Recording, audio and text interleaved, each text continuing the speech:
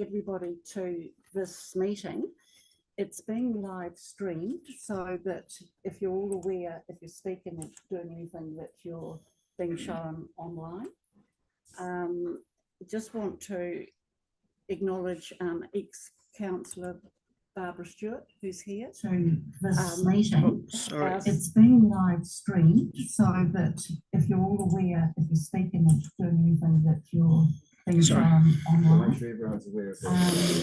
Just want to acknowledge ex-councillor Barbara Stewart, who's here. Thank you. We've got two council managers here, John Filsell and Matt McClintock. We've got the media, which is unexpected pleasure.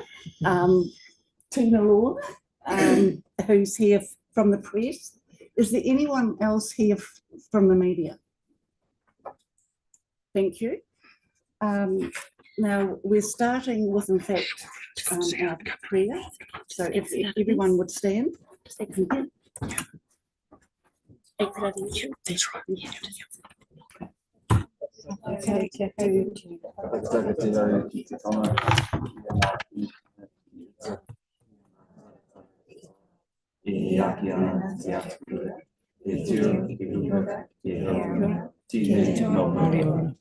Thank you.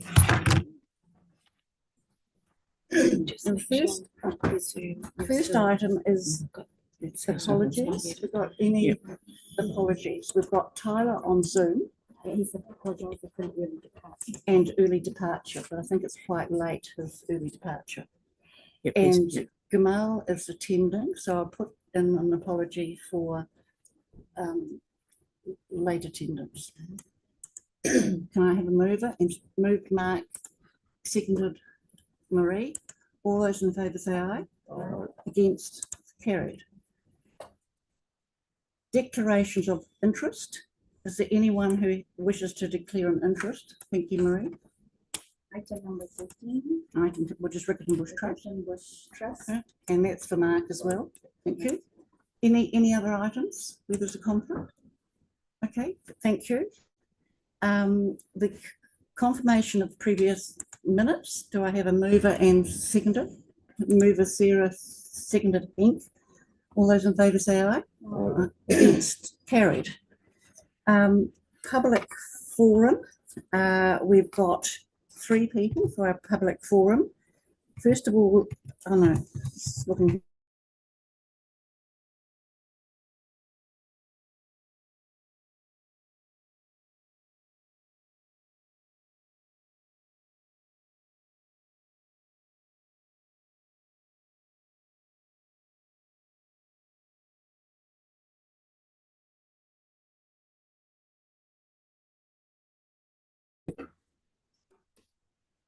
And thank you for coming in, and you're doing an update on the youth project. Is that correct? Thank you. And you have 5 minutes. Yes, so I'm not sure whether you managed to send out the youth report to everybody. It's gone out to everybody. So there is a copy on our website. So for many years, organisations in Halswell were way out of a gap in the provision of facilities and services for young people in our community.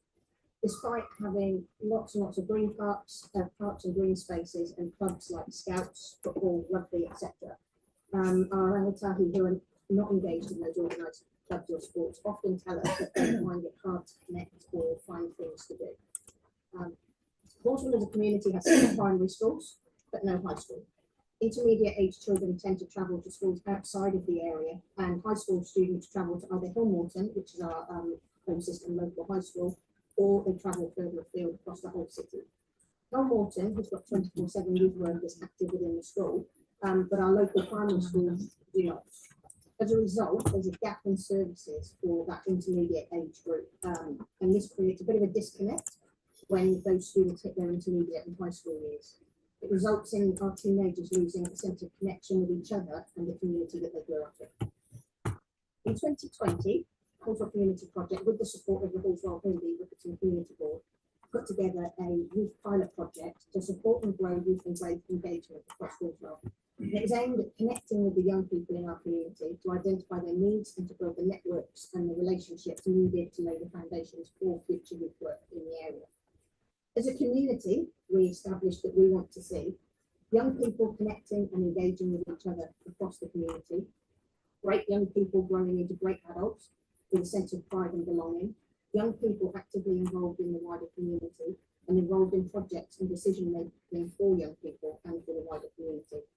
We also want to see young people supporting other young people through social connection activities, events and programs. The pilot project was the first step to identify whether there was a need for youth work in Halswell and to create a bit of a cohesive approach to working with the young people across the community, involving schools, churches, the clubs, sports and other organisations. As a result of this project, also Community Project has engaged and built relationships with students and staff in local primary schools, in particular Oakland's Lightstream and Halswell primary schools. We've identified that there is both a need and a desire for youth workers in the local schools, as expressed by both the students and the staff in the schools. We completed a youth survey which identified what young people like about living in Halswell and what they would like to see in the future, and identified possible events and future projects that young people would engage with. And we identified the groups and organisations working with young people in the area, and those who could be involved in developing youth work in Halswell. So, as a bit of a summary, there are 7 schools, 6 churches, 12 sports clubs, 6 youth organisations, and 1 council facility at Tahapua. They were all keen to kind of see that cohesive approach. Some of the findings, young people generally said that they've enjoyed living in Halswell due to the number of parks and green spaces and the proximity to schools, facilities and other areas. They value our community and they value the community feel and identify Halswell as generally being a quiet and peaceful place to live. A variety of clubs and activities already exist, but there are gaps for those who do not engage with organised sports or activities. And also many of the facilities in Halswell cater mainly for younger children rather than pre-teens and young people. In particular, our respondents would like to see more playgrounds and entertainment options aimed at older children, teenagers and young adults. Some of the options suggested in the survey are actually now becoming available. So that's something that we can do in promoting those to the schools and the young people themselves. Despite generally reporting feeling safe living in Halswell, road safety is an area of grave concern, and young people would like to see more done to make roads safer and different areas of Halswell more accessible through lower speed limits, crossings and footpaths. The survey indicates that young people do take part in community events and activities, but again, they'd like to see more options aimed at their age group, those older kids and teenagers. Things like community fun days, fairs, markets, concerts, shows. In addition, the survey indicated that young people would like to see more events and activities throughout the year celebrating key calendar and cultural events. Some of those events are celebrated in neighbourhoods and within smaller communities, in schools or other groups. So one of the recommendations would be to collate a list of events and develop a bit of a calendar of activities and events from around the area throughout the year. Can I indicate you've got a minute left? Yeah. So if you want some questions, you can. The report identified a number of recommendations going forward, and it is really positive to see some of these already underway. For example, Halswell Community Church have got 2 youth workers in Oakland School, and we've connected with 24/7 and are working on what that may look like. Council staff are working with the Sports Hub on a Halswell Hoops event. Benny's Hangar in Wigram is developing entertainment options ranging from axe throwing to paintball and all sorts of awesome things. And the Hurricane Student Council have been advocating for greater awareness around road safety, and I know Andre is working quite hard on safer crossing places and footpaths. As part of our work, also Community Project will continue to advocate for the rangatahi in our community and to work alongside organisations furthering these recommendations and youth work in the area. Thank you. You've just used up your time, but one question. If anyone's got a question? Another question. Thank you. I would like to thank and acknowledge all the work that you and Sari have done and are continuing to do, and it's also is very lucky to have you. Thank you. Thank you. So thank you for your presentation. Much appreciated. Now we've got Drusilla. Is she here? No. No. You're wanting to speak, David? Yes, Madam Chair, I'd like to address to a public forum for deputation, as I've noted. Yes. The matter I wish to address is on the agenda. Yes, which one would you prefer, David? Well, actually, as it's on the agenda with your We'll one? do a Item- deputation on it. Yeah? item 16. Okay, thank you. Garth Wilson, who's come in, he's involved with Central Riccarton Residents Association, and he's doing both a public forum and deputation. So the public forum is wide ranging on issues of finance and rates and council. Thank you. Good afternoon. Board members. Our people cannot afford a projected rate increase of over 10%. And the mayor and council should have instructed the staff to come up with a proposal which ensured no more than 5% increase. And with it was a list of what could be in with a 5% increase and what would be left out with a 5% increase. And then that matter should go to the public, to the ratepayers who are going to have to pay the rates. At the moment, the projected or the proposal coming from the staff is completely out of control and is causing resentment and bitterness out in the community. Also causing resentment and bitterness is the performance of the mayor in Wellington with Minister Bishop to receive a letter that the mayor was in agreement with the minister that this elongated procedure of PC14 hearings should just carry on even before legislation was presented to Parliament by the new government.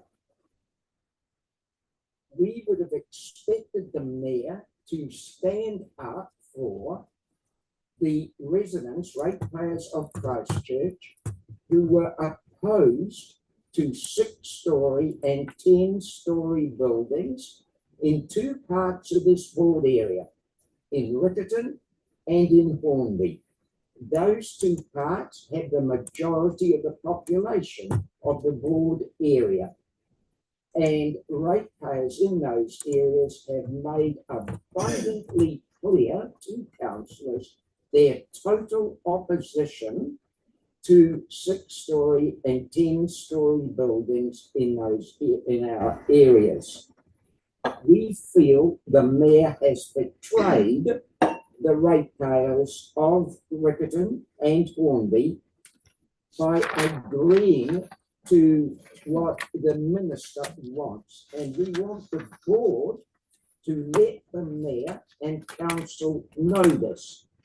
Now, we're aware that councillors are unable at this stage to make their comments before the matter goes to the councillors for a final vote. Now, you've got 1 minute 55 seconds, Garth. So, yes, whether you want questions or yes, up to you. The other thing, this raises, the mayor's performance raises the importance of institutional knowledge being present at board and council, so that councillors and board members are not bullied by senior management staff. I'll have to actually stop you there. So that's a reflection on staff, and I think I can't have it in fact the public forum. Well, So Madam Chair, if we the point of the if we matter is can this. continue, The matter is this, that the chief ombudsman wrote a 100-page report which was highly critical of the senior management within the Christchurch City Council. The KPMG report was equally critical. And it's time that the mayor and councillors told their single employee, the chief executive, that these matters have to be observed, and that the findings in the KPMG report and in the Chief Ombudsman's report were actually carried out and not simply ignored. Now, I'm going to have, do you want to continue this, or do you want some questions? There's 30 seconds only, so we're very tight on this one. Yes, well, I'm a little confused about what is public forum and what is I'll deputation. explain that. A deputation is if you're doing something to talk on an item on, in fact, the agenda, and I know you're coming back to actually do that, but this is more ranging around disappointment rates, potential fee. So if you want questions, we can do one or two, but if it's time's up, basically. Or what do you want, Garth? You want to just Yes, finish? well, I'm happy to try to answer Answer questions question. on these matters I've Good. raised Thank you. at this stage.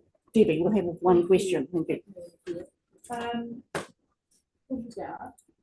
When you mention we are opposed, who are you referring to? I'm talking about the residents of Central Riccarton, but I do know that the residents of Hornby are equally opposed, and the councillor for Hornby has, among all the councillors, been the most forthright in expressing that opposition, because his area, like ours, is the most adversely affected. Thank you. And thank you. And I sort of endorse that comment too about Mark Peters. Thank you, Garth. We'll ask you to stand back and then we'll come up again. Thank you. So now we're going to deputations by appointment, and we've got Anne Scott, who's speaking on behalf of Scope. Scotland's spokes. Spokes, yes. Thank you, Anne. Thank you. And you have at the maximum 10 minutes, but that's time for questions as well. So if you do about 8 minutes and then time for questions. Thank you. And thank you for coming in. I have a presentation. Thank you. We'll just load.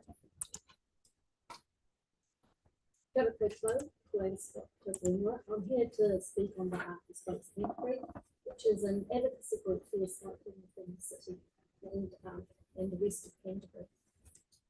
So I'm here really to talk about the Church Corner road crossing. I'm really pleased that there is an opportunity to speak about this again, because folks were very pleased that the committee passed all of the other things within the recommendations for the various intersections around, but one of the things that is most important was the safety crossing across Yolters Road at that particular corner. And it's a chance for me to have another opportunity to sort of convince you actually this is really needed.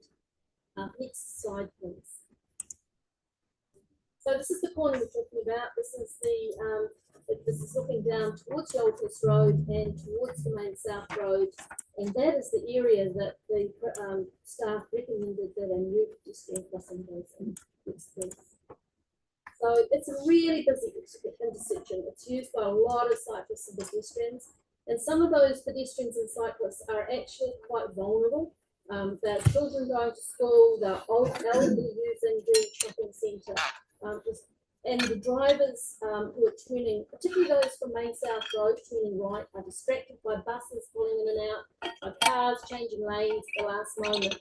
They're trying to judge speed for gaps, and when they find a gap, they boot it across, and they're not looking for pedestrians and cyclists at all. It's also a very popular bus route and shopping area, and there can be lots of young cyclists on the road at school times, both on the road and on the footpath, trying to navigate this area. During the day, there's also a lot of elderly around, and less people who are less mobile trying to cross to the centre and doing their shopping. And there's often not enough time to do this safely. Next, please. So what happened was the great compromise solution came up. took out the right-hand turn lane, but it added in the left-hand turn lane, which would suit the people from the church and the various businesses and the preschool around there.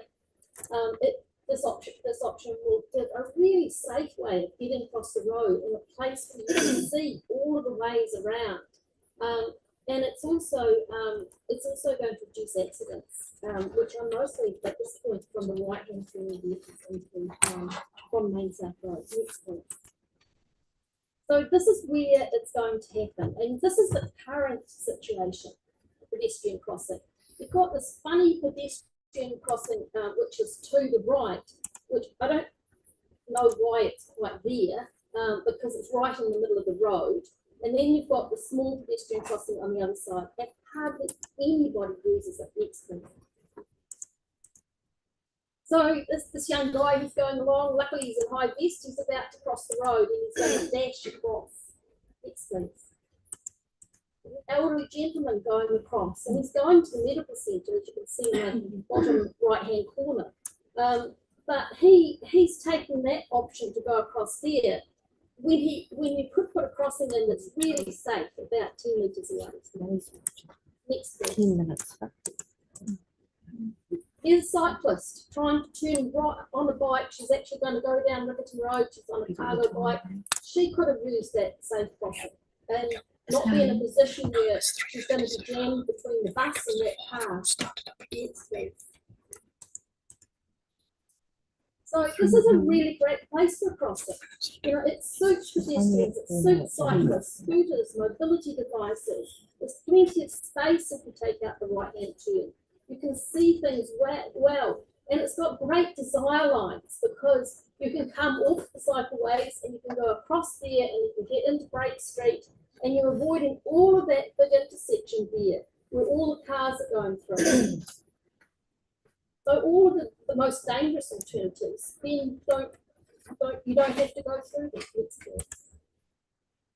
So, and there was talk about alternative crossings and whether the alternative crossings work. Now that the crossing near Woolworths is probably the most used crossing along there. It suits fit and patient people, but it's difficult to cross, particularly at busy times. And there's still a need for this crossing, but it's not a replacement for the proposed crossing down further, which is bigger and more suited to those who are less active. This crossing will be updated in Kane, but this place is just too busy for a similar design. Next, please. So this is me standing to go and look and get across that crossing. You can see I can't see anything. I've got to get halfway out onto the road before I can actually see what's coming around those buses. And the buses are coming all the time. Next, please. So it's very poor visibility to cross. Next, please. So you can see this guy and I were waiting to go across, and we're waiting and we're waiting and we're waiting for a gap. He's not even looking where he's going, he's looking at the traffic. He's turned his whole body to see where the gap is. And as soon as the gap comes, he's going to swing around and come across the road. Next, please. And this guy's running across. You can't see it in the photo, but he's actually running across. Next, please. So I just urge you to support a safer crossing in a place that suits the most vulnerable pedestrians and cyclists. Removing the right-hand turn will reduce vehicle accidents, and will make it safer for everyone, and retaining the left-hand turn, and it still retains that left-hand turn, which supports the concerns of the church and other people around here. So please reconsider. Thank you very much. I've got a question actually. In terms of the pedestrian crossing, I think all the board members were in favour of it, but we were told we couldn't do it if we didn't have the right-hand turn out of Main South Road. That's right. Is your opinion that we could do the crossing independently or not? No, you've got to take the right-hand turn out. You have to take But it you out. have to also balance the needs of all the people who use that area. You've got to have a safe way across the road. The right-hand turn will divert traffic for a little bit, but what you gain something that's really important for people who use the area. Okay, thank you. Question from Debbie and then Mark. Thank you. Those photos that you presented of the buses and the left view, And were you aware that just a couple of meters further back is a controlled pedestrian crossing drive? There is, you have to, it's not a few metres further back, it's a reasonable distance further back. And at the moment, I've got a bung knee and I can't walk very far. I can bike, I can't walk. So I haven't got the choices that I really need. Thank you. Thanks. Question for Mark, and then we'll wind this up. Thank you. I don't think any of us are taking disputing the possibility. Are you aware that we could ask for close to a month now for new design that will allow for a right to and a crossing, all safety to existing substation? My view is that that's a really safe option and that it prioritises the most vulnerable. So I think if you try to put an extra right-hand turn in there, then what you're doing is you're going to have a problem. So you don't think that it's possible to have traffic slow and controlled and have that right to and crossing? No, I use that area all the time. It's not in space. Okay. Thank you very much, Anne. It was very helpful, and thank you for coming in. Thank you very much. Thank you. Thank you. Now we've got David Lynch. I think you're doing a deputation. If you'd like to come, David, and just explain. And you've got the maximum 10 minutes, which includes questions.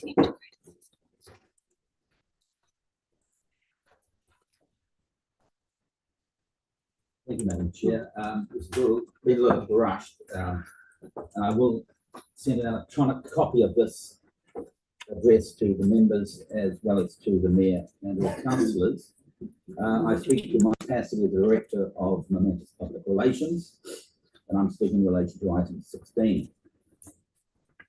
The situation surrounding the resignation, and Madam Chair, I'll explain, I'm not speaking to you, I'm speaking to the members here. Understand this? The situation surrounding the resignation of Helen Broughton as Chair of this Committee Board is reported in the Tuesday press. Seems fraught with different perspectives and interpretations.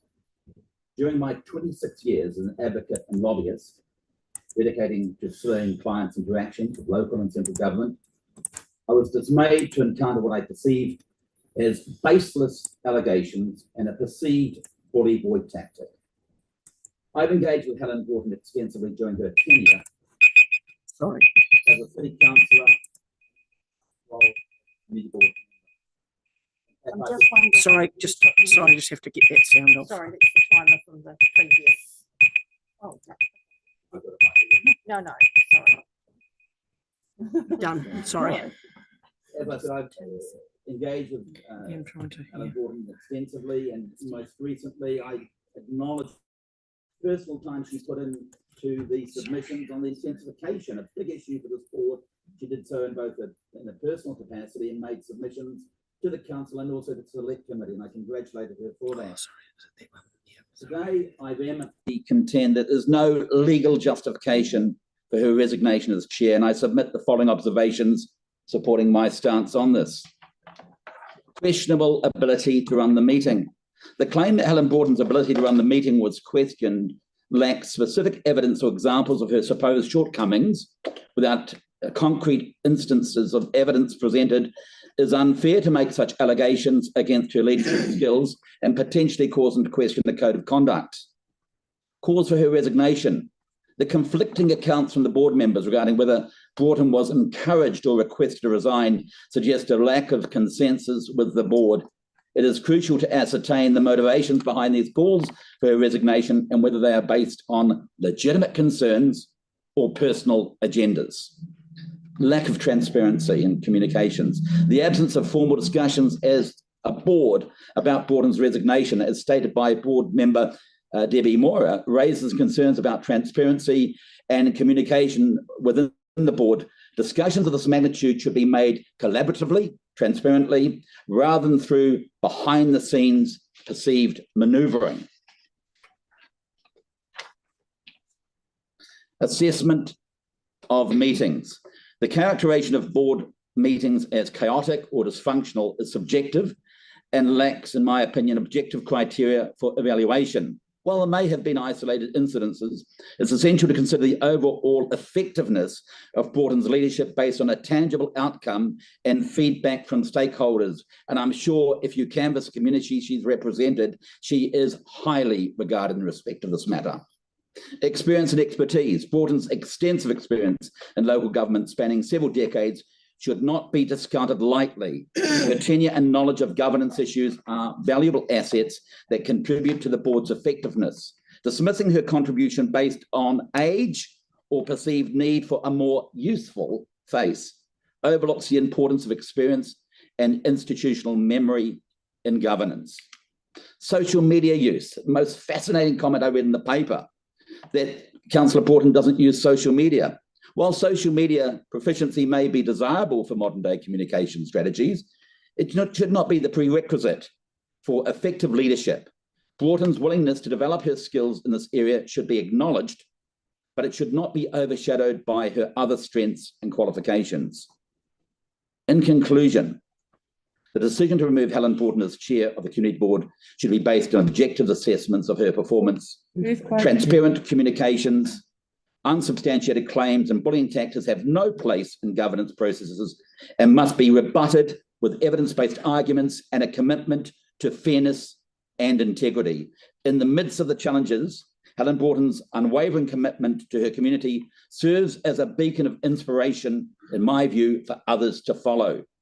There is no valid legal justification for her resignation as chair, and I urge her to reconsider stepping down, and I would encourage board members to work towards resolving any issues through open communications, collaboration, and ensuring the continuity of effective leadership for the benefits of the community board and the stakeholders that you all represent. Thank you, David. Now there is some time for questions. If anyone has a question, Debbie. I don't have a question, but we've just had an earthquake, and I'd just like us to perhaps point out the procedures if we get a larger one. Okay, thank you. Going forward. Thank you. I have had that effect before. When So we'll just, so any questions of David? Thank you very much, David. And I will send an electronic copy. Thank you for the time. Thank you, David. Thank you. So does someone want to point out procedures just before we go on to our next speaker? I didn't feel it. And then assemble at the stairs, not the left. Yes, so go down the stairs. We do have stairs just down here and emergency stairs straight at the end of this corridor. Okay. But don't forget drop, cover and hold. Well, we can all Thank fit you. under the I table. didn't feel it. If it's a larger one. Thank you. Now, Garth, if you wish to come back, Garth Wilson, and talk to item 16. I think in theory it's 10 minutes, but I think in terms of time we'll take 5 if sort of that's okay. I want to raise the matter of the church corner. Yes, that's fine. Right. Go ahead. What I'm particularly concerned about is that this board decided in a vote of 4-3 to pursue a certain course of action. And now the board is being told by so-called legal staff that they must change their mind. Now, recent figures were released by the City Council about whether people felt they were being listened to or not. And you may correct me on this, but I do know that the figure of people, the percentage of people who felt they weren't listened to by the council was well in excess of 70%. And this is another example where the elected representatives listened to and read the submissions of people on Church Corner, had a vote of the 7 people that were present that afternoon. The vote was 4-3, and now the so-called legal representatives of the council are telling this board, you have to change your mind. Point of order. Thank you. Madam Chair. Yes, what's the point of order? It's, what did he just say about the legal? It's not so-called legal profession. They are the legal profession. not so-called.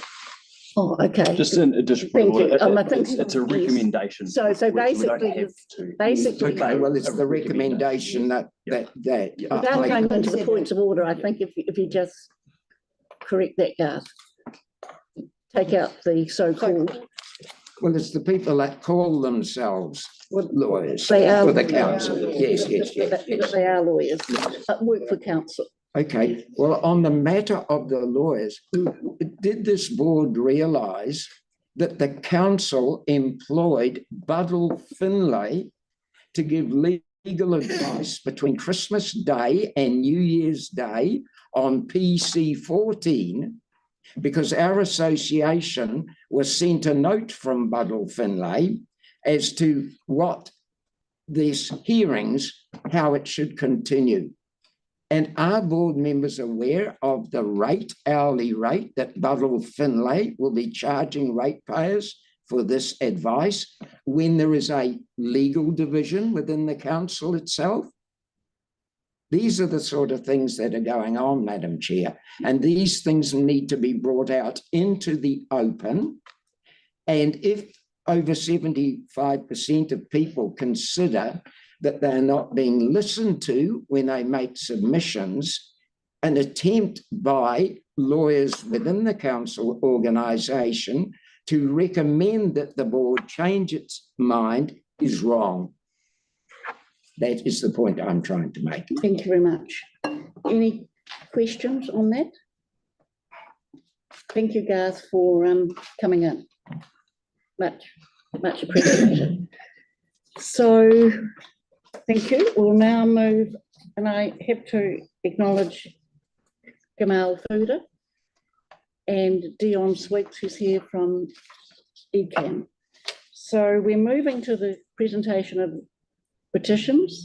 There are none, no, and a briefing from Councillor Sweeks from ECAN on the Regional Council long-term plan. If you'd like to come up to the table, and this is the plan, I presume. Yeah, thanks for.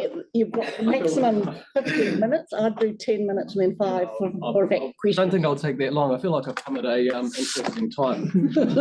Yes. And especially to talk about rates that are going to come from ECAN. And so, yeah, I feel the sweat's coming on already.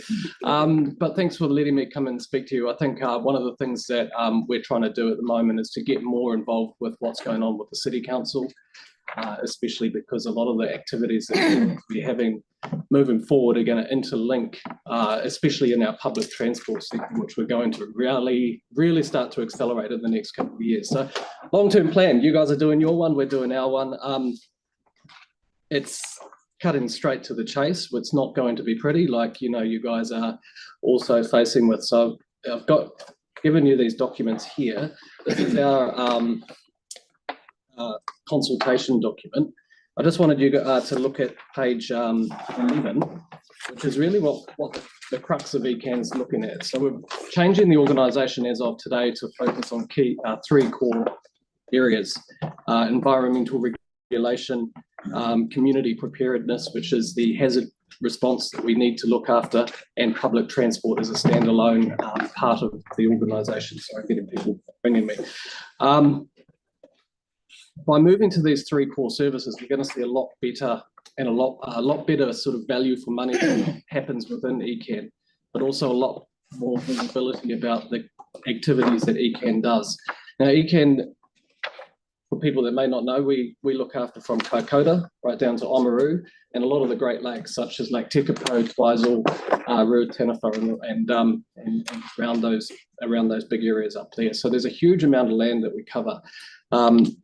Environmental regulations, our main core function, but we also have public transport. So our big 3 things this year are going to be those. Our rates increase is 24.2%. So that's why I'm going around and talking to people about this, because that sounds horrific when you say it like that. But actually, when you break it down to, and I've done the numbers, for most of the people in your area, you're looking at about $2.60 a week increase. ECAN traditionally has been underinvesting for a very long time, ever since they've had commissioners, in terms of the work that needs to be done. But we need to step it up. We've got to get some of the work that we've been wanting to do done. So at the moment, our budget and most of ECAN's budget is operational. It's $270 million now. It's going to go to $340 million in this long-term plan. So it's not small. And if you look at the page, just to give you an indication of what that means in realistic for people, I think it was on page number 57. So if you look at the page number 57, for the average household in Christchurch, which is in this western part of the city, it's $820,000 capital value. We're talking about $132, $135 a year increase in the rate. So when you have people that are talking to you about ECAN's rate rise and whatnot, you'll now be able to quantify what that actually means. And for Christchurch, the big part of that is coming from public transport. So there's three core areas that we're really investing in. One of them is biodiversity and water quality. So that investment is growing quite large. There's a separate biodiversity fund that's been proposed by ECAN, which will support the work that you guys do as community boards as well. A lot of the community members that'll be here, that'll be a contestable fund that can be used for just in Christchurch around what we're trying to do in biodiversity. And I know with the new national policy statement for biodiversity that there's a lot of impetus on communities getting involved and trying to improve water quality and things like that. One of the biggest costs to ECAN at the moment is the increased requirements that we have for flood protection. So a lot of the big increase, so I think we're talking about thousands of dollars worth of increases for some of our farming community down in sort of South Canterbury, because we have to sort of do those investments into the stock banks and the flood protection areas out there, because it hasn't been done for a long time to the level that we needed. And so a lot of that big increase is absorbed into that top line number, which is what the media obviously always pick up on, but it's skewed by the amount that we're going to face here in Christchurch. And so Christchurch's big investment is again in public transport. In this plan, we're going to be doubling the investment of public transport in the next 3 years. So PT Futures, which you have probably talked about and heard about a lot, is pretty much going to be PT now, or PT today. That's not in the future anymore. It's going to happen. That investment is in your hands, I suppose, and in the hands of the community. If you want the buses and you want the bus network to work, we need to invest in it. For a very long time, we haven't invested in it, and we're seeing this disconnect between infrastructure and the service. So there's a bit of work that's going on at the moment that we're leading here to try and see if we can get that infrastructure and the service to be a bit more aligned, so that we can actually streamline the service and actually start to reduce the cost of the incremental improvements that we want to make. Just check to see if there's anything else that you might want to sort of look at here, but mainly here, that's pretty much all I wanted to cover. I just wanted to sort of have the opportunity to show you this, to have a discussion about it.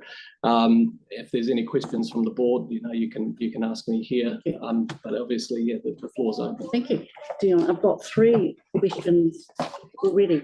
Andre, Mark, and then Heath. Thank you. Andre. It may be in here, I haven't had a look yet. The $2 bus fares, I understand, were a trial. Is that still a trial for how long? Is that something being built into the long-term plan? Is it an option? Will it be staying there? Could it potentially not stay there? So, like you guys, we're in a regulatory sort of meat sandwich at the moment with the new government, and they've just come out with a new national trend, the GPS, the government policy statement, and there's very, very limited funding for the South Island for anything. And there's even less funding for public transport. So we're going to have, and there is some assumptions being made within this plan around the amount of funding that we'll get from NZTA for public transport. We don't know exactly what that means, but the fair trial is assumed to continue until the end. So we will be funding that through this cost base. Towards the end of this year, we will have the national ticketing system come into place, which is the national ticketing system will be basically, you can either have a new card or you can have an app on your phone or just get your credit card out, you tap on and you tap off. And you can do that throughout the entire country, and it's launching here in Christchurch. You could use it for trains, for buses, for ferries and everything. It's going to be really cool. And just have one account for everything in New Zealand. We'll be able to sort of look at in the future, once that happens, different price differentials. And that will have to come, because there's no way we can continue paying the subsidy that we're going to have to pay under the fair trial. That's just a reality of the situation. So the soonest that bus fare differences will be looked at wouldn't be in this plan. It'll be next year's in plan the or next year in the future, but there'll be ample consultation period in that space. Thank you. I'm just highlighting the reality. I've got a Yeah, it makes sense. Thank you. You fine, Andre? Yep. Yeah. Yep. A question from Mark. Thank you for coming in, Councillor Swiggs. It's much appreciated. Just wanting to, I guess, check with public transport routes that are not optimal for areas of town, Halswell being a classic. There's areas in Hornby where they've got bus stops but no actual buses on the routes. Is there, in your plan, the option to have better flexibility to be able to address those sorts of things more quickly? Yeah, so in the plan, and if you look through it, it's actually more, you'll see that stuff in the supporting documents, which you can download. You can appreciate that that's a nearly 600-page document. There is the provision for us to have another $1 million that's going to be set aside for bus optimisation on routes. And that includes, Route 7 is one that you're always going on about, Andre, with me, and also Hornby. The first port of call for us is to invest in these single-digit routes, the 5, the 7, the 1, the 3. Within the next 2 years, all of those routes should be 10-minute routes. So the connector routes will actually work far more better. But then we need to look at the rest of service enhancements, and that's where we need to look at what's not performing, and there are some areas that aren't performing, and there are some areas that are way oversubscribed, and we need to be, but at the moment we just do not have the people power in the organisation, because it's just been so underinvested for such a long time, to literally sit down, look at the numbers and go, what makes sense? Because when you change one small thing, it actually makes a massive difference. And I know the person behind me will know much more about this than I do, but it's not just as easy as saying we need something over there, let's fix it, because there's a whole lot of stuff. But the money is in this budget to start that process, so we can have a far better system. Okay. And with that, I guess you'll be working closely with the transport staff in City Council to try and the point for us to come, or for me to come and talk to you guys and the other community boards, is so that we can actually start having more of a governance conversation, so we can hear these things early and then point the direction to where we want these things to go. Excellent, thank you. Thank you. Pink. In very simple language that I can understand, where's my money going? What are you're asking to double the money that I'm paying in now for an improved service? Yeah, you're going to double the amount of money for the public transport system? Oh, yes, yeah. Right? Yeah. Okay. So what do I get apart from a fancy computer system? What do I get? So so there's a great document called PT Futures, which is an awful name because it's now, in my mind, it's actually PTs now, that has been signed off by the City Council in Eken around what public transport looks like in Christchurch. It's been kicked the can down the road for a very long time, and it's now about time we actually, matured as a city and said, look, we need to take this seriously. What it means for you as a person or a patron is that you shouldn't need to feel like you need to go to your phone and check when the bus is going to come. You should be able to just go to the, where your route is. A bus should be there within 5 minutes. And then depending on where you're going, you'll need to connect to another bus, because that's how the hub and spoke system works. But when you get to that connecting bus, a bus is there all within 5 minutes to take you to where else you want to go. That's the whole point of the investment in the public transport system. At the moment, some people are waiting 10 minutes, 20 minutes, in some cases 40 minutes for a bus, and that's not acceptable. So we need to make sure that if we want, as a city, public transport, we're actually got to invest in it and make it work. Yeah. And so that's what will be there for you. That's what the Dublin investment that counts. You're relying a little bit on intensification to make that viable. No. Why not? Because this is the existing routes. Yeah. Okay. Intensification part comes from another piece of work, which is around the MRT, or the mass rapid transit. That is a completely separate piece of work, and that's not included in this. This is trying to get rid of. I've got a question, if I might. The problem seems to be you've got large buses. Yeah. And you probably need smaller buses. So are you looking at that, or are you going to have the same size buses? Absolutely. So down in Timaru, we've got we've had a trial for the last year and a half. There's been a trial of little buses, those little, remember the red buses and the little like Mercedes buses, and it's like kind of like Uber. So you've got your Metro app and you can call your bus and it'll turn up and you can pick you up and it takes you to where to go. In the future, what I was talking about with the infrastructure side, very recently the government changed the rules where ECAN can now sort of own buses or own the infrastructure. In the past, we've had to buy it, then give it to a third party, and then they charge us for the privilege to use it. It's an absolutely stupid system. But the system's going to be a heck of a lot better, so we can actually have a far more nimble bus service, which includes, if there is routes where smaller buses are far more easier to get around roads, such as like West Northland. It's a classic example, getting up around those hills. If there's a connector route that can come down to feed a bigger route, then yeah, that's Good. Thank you. Is there, now I've got a minute. Anyone else got a last question? Well, thank you, Dion, for coming in. You've been very active, because I saw you at a Halswell residents meeting. So you're actually doing a lot of outreach. We've got to get it out there, because it's a shock to some people if you don't sort of explain it. That's right. Okay. Thank you very much. Thank you, and good luck. Thank you. Thank you. Thank you. Thank you. So, moving to our first item, item 8, 185 Kirk Road. Do I have someone to move this? Happy to move. Moved Mark, seconded Sarah. Any discussion on this? Makes perfect sense. No? Okay, I'll move that resolution. All those in favour say aye. Aye. Against? Carried. Thank you.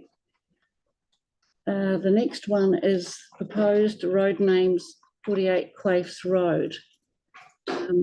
We've had something in writing on this from the Halswell residents. But does anyone want to move the actual names, or is there anyone who wants to move names or a name change? I guess it'd be better off coming from the Halswell person, but. Yes. Yes. Sorry, I wasn't here with your question, Helen. The question is number 9, page 33.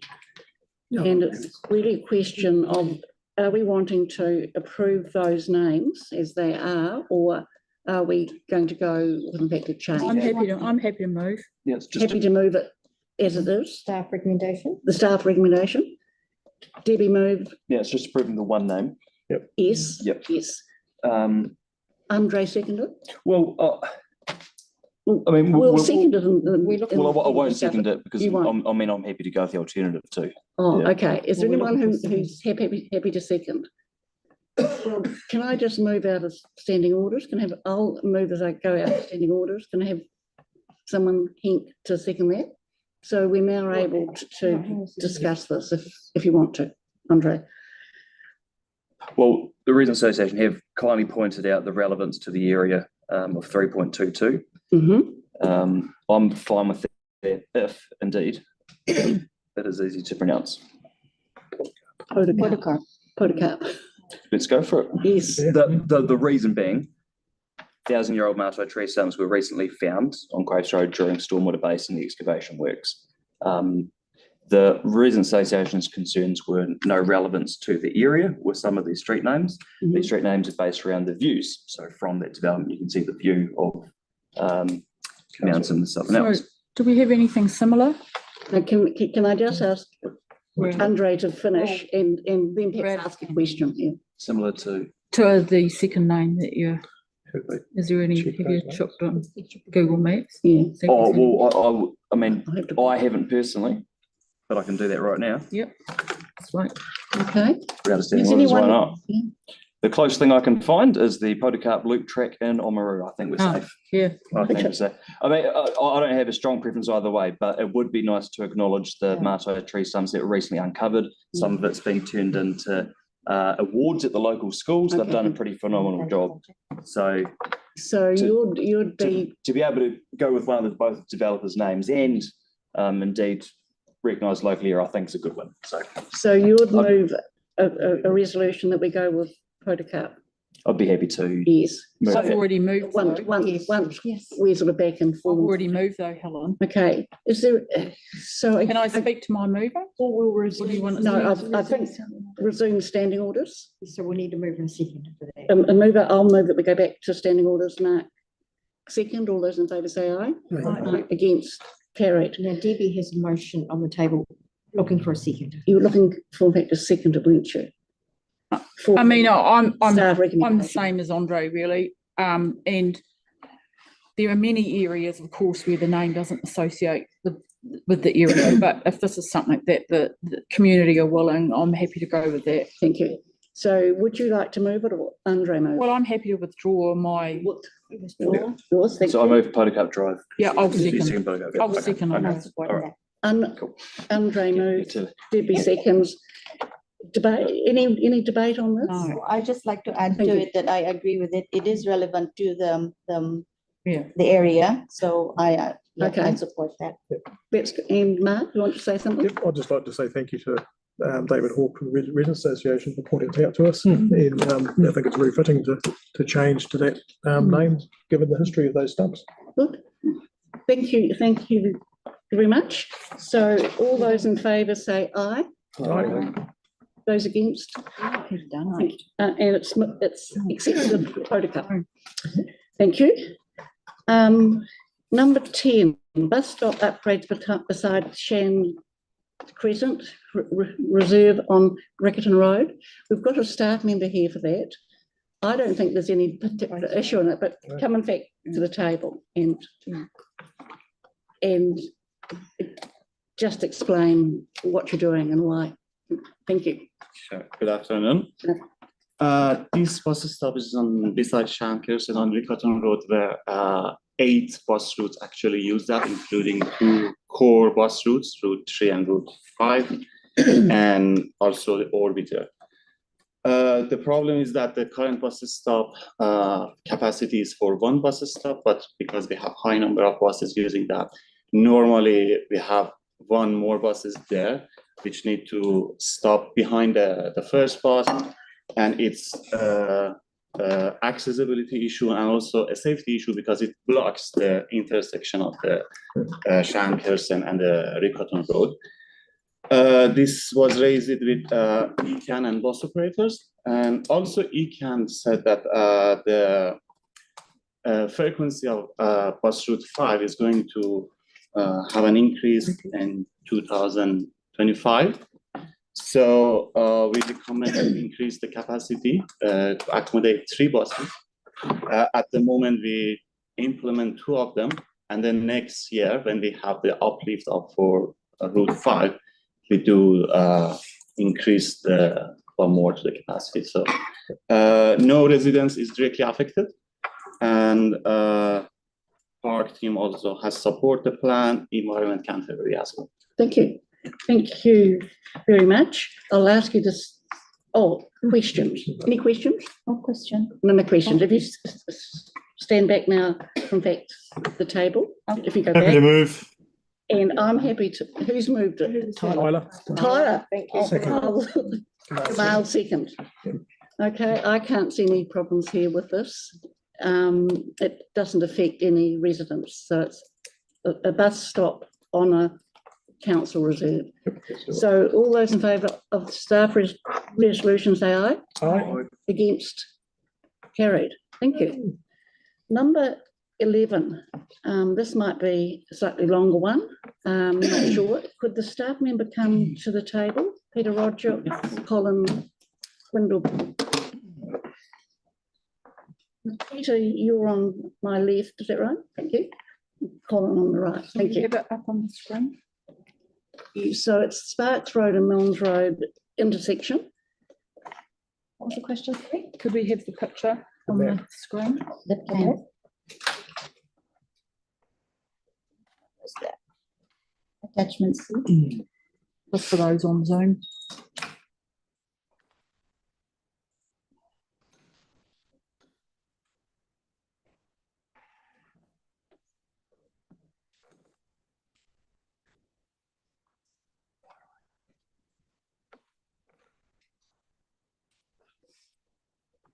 The next one. We can start talking, Helen. We can start talking while Mary finds them. Okay, so yes, if you wish to speak to this, thank you. Yeah, so this is about the Sparks Road corridor, which is undergoing development. Some of that development, subdivision development, has already occurred. Some of it is going to be coming in the future. As part of that, we have an opportunity to significantly improve the safety of the Milnes Road intersection by shifting that intersection through onto a new road, improve the visibility, simplify the intersection for both Milnes Road and Sparks Road, and part of this is a land swap of what's currently a legal road with the development. We've also got the scheme plans at this stage for that Sparks Road upgrade. It's constrained on both sides by the drains. It's a big constraint on the width, but it's workable. Anything to add there? No. Sorry, question. Sorry, Andre, and then Marie. Thank you. Well, the first thing I say is we're just receiving information here today. Right. The feedback I've had, for the most part, has been quite positive. Makes a lot of sense. The new road further down. What I'm keen to understand is whether this is in the permanent fix or the temporary. Can we go to the next slide, which is some road markings that are happening here this week? One of the issues I've had raised is people not being able to turn left while waiting for others to turn right. At which corner? At the Sutherland's Road from here. So is that something that will be addressed at some point? People can't what, sorry? So people can't be turning left while waiting for others to turn right because there isn't enough room to nip to the left and escape the wait. I think just final outcome of the data though, because that Milnes Road coming out will be closed to traffic. It's only for pedestrian and cycle by. So my question is, this is just one issue that's been mentioned to me to follow up on. Can you point to that one for those on watching? Bring the pointer this way. People waiting here to turn left, but there isn't room for them to get in here. That's what I mean. I'm just asking if that's something that will be addressed. Could it be addressed? Someone needs to look at separately. Will there never be room there? Could there potentially be room there? It's just something that's been flagged with me that. Yeah, we'll have a look at it in the final plan anyway, because we've got the opportunity to shift the islands. Yeah. Cool. I mean, it potentially leads to more frustration if they have to wait longer and then this and that.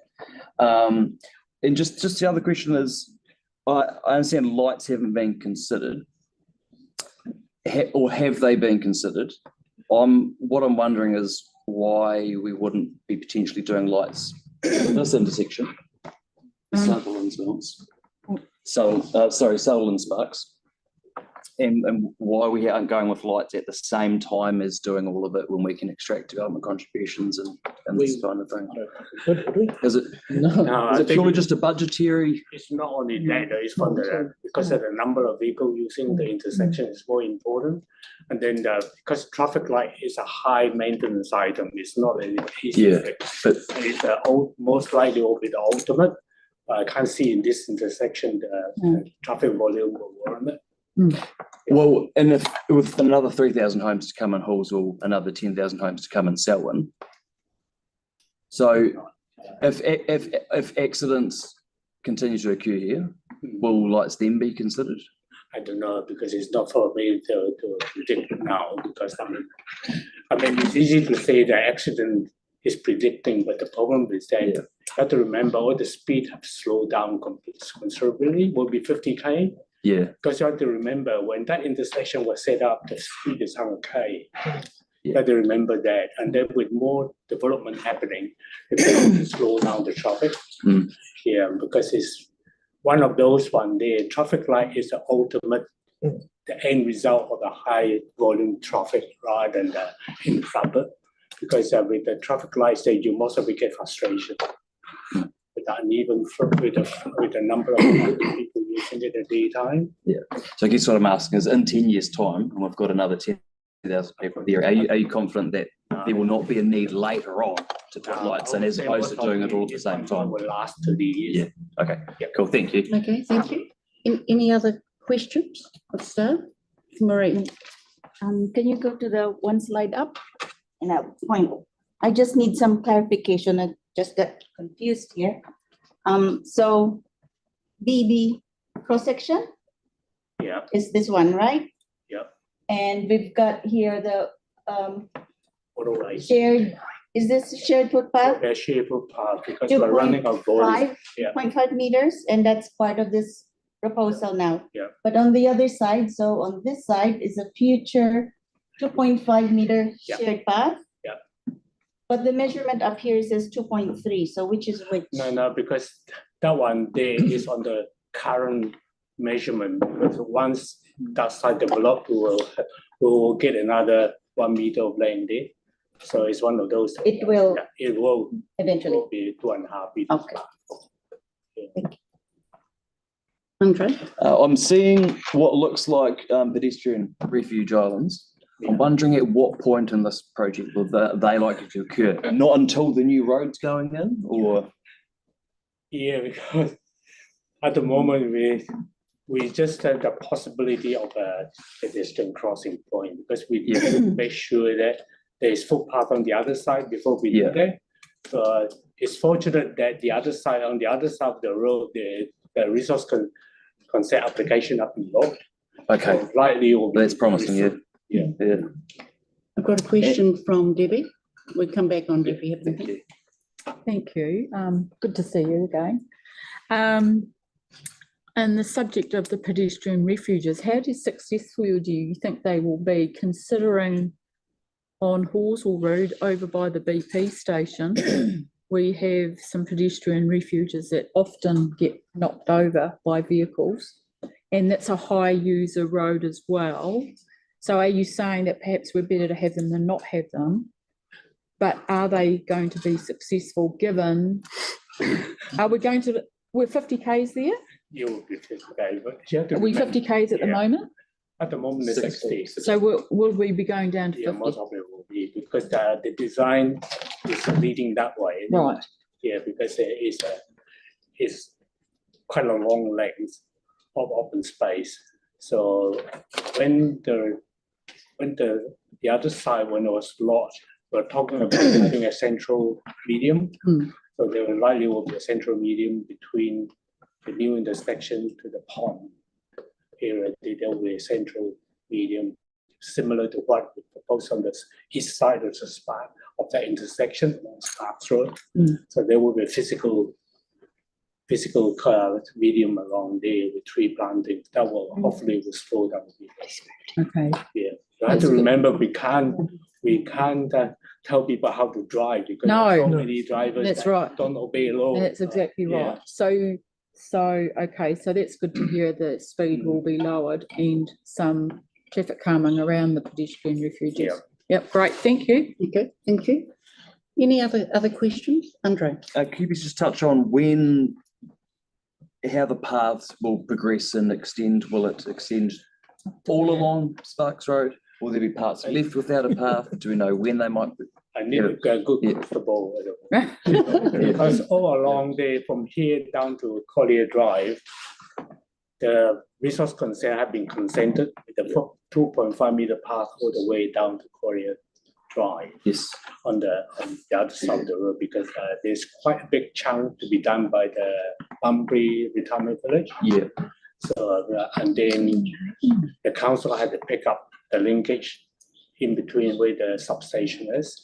And substation is up for upgrading, so that area there will be tidied up together with this project of this Mills Road projects.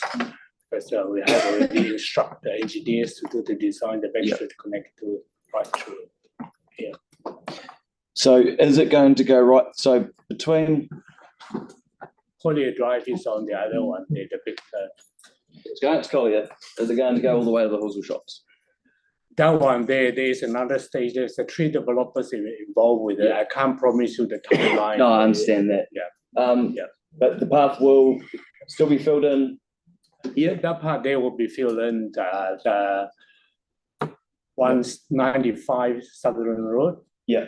That one, they were still in negotiation, the timeline, I'm not quite sure whether it's this summer or next summer, not quite sure. Okay. Yeah. Okay. And we filled on the other side? The other side will be, there will be a path along, along the waterways. Will it go all the way to The shops? It's planned for that, but the problem is that it will be progressing as the development progresses. Oh, yeah. Understood. Yeah. Okay, thank you very much. It sounds like Sorry, just one more. you've got a question? There's a number of different developments, but there's outside Shorthorn Lane, there's the path, or there's the no path, then you get to Shorthorn Lane, there's a section with path. And then there's another section with no path. Yeah. Will that bit be filled in? That one, there is a new intersection coming up in that direction, so, Kennedy Bush Road subdivision. Well, there will be another road coming through. Gotcha, yeah. Yeah, waiting for the last stage of the Kennedy Bush Road. And also a path. There will be a footpath, I guarantee. Very exciting, very exciting. Because Sparks Road is one of the major arterial roads. There will be 2.5 paths. All the way along. All the way. Yep. Thank you very much. And it's all completed. Cool. Thank you. Thank you very much. So we haven't got a mover or seconder. Is it moving it, Mark? Seconding it, Henk? I'll ask you to stand back now. Thank you very much, gentlemen. Thank you. Well, we're only receiving information, so, yeah. So we've got a mover and seconder for the staff recommendations. Yep. So would anyone wish to speak to them, please? Yep. I'll just point out we're receiving information, so it's a bit late for us not to receive it now. We've Yes. looked at it in our agenda. But in terms of, All good. it's all good? Yep. Okay, I've got a mover and seconder. I'll put the recommendations. All those in favour say aye. Aye. Against, carried. Thank you. It's a symptom of Halswell growth, isn't it? Sure is. It's one of the many intersections. Thank Only you. 3,500 homes to go. We're almost there. Now, the next one is item 12. Again, Gonna move it. just trying to get to it. Yep. Edwin Tong is doing this one. So is Edwin here? Let's go. If you'd like to come to the table. Explain Symes Road and Hayton Road. Thank you, Chair, and all members.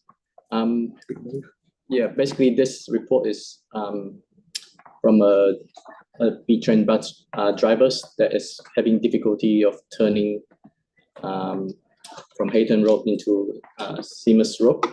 And this particular route is actually a approved secondary overtaking route. As a result, the proposal is to have that yellow lines to allow that train to maneuver smoothly.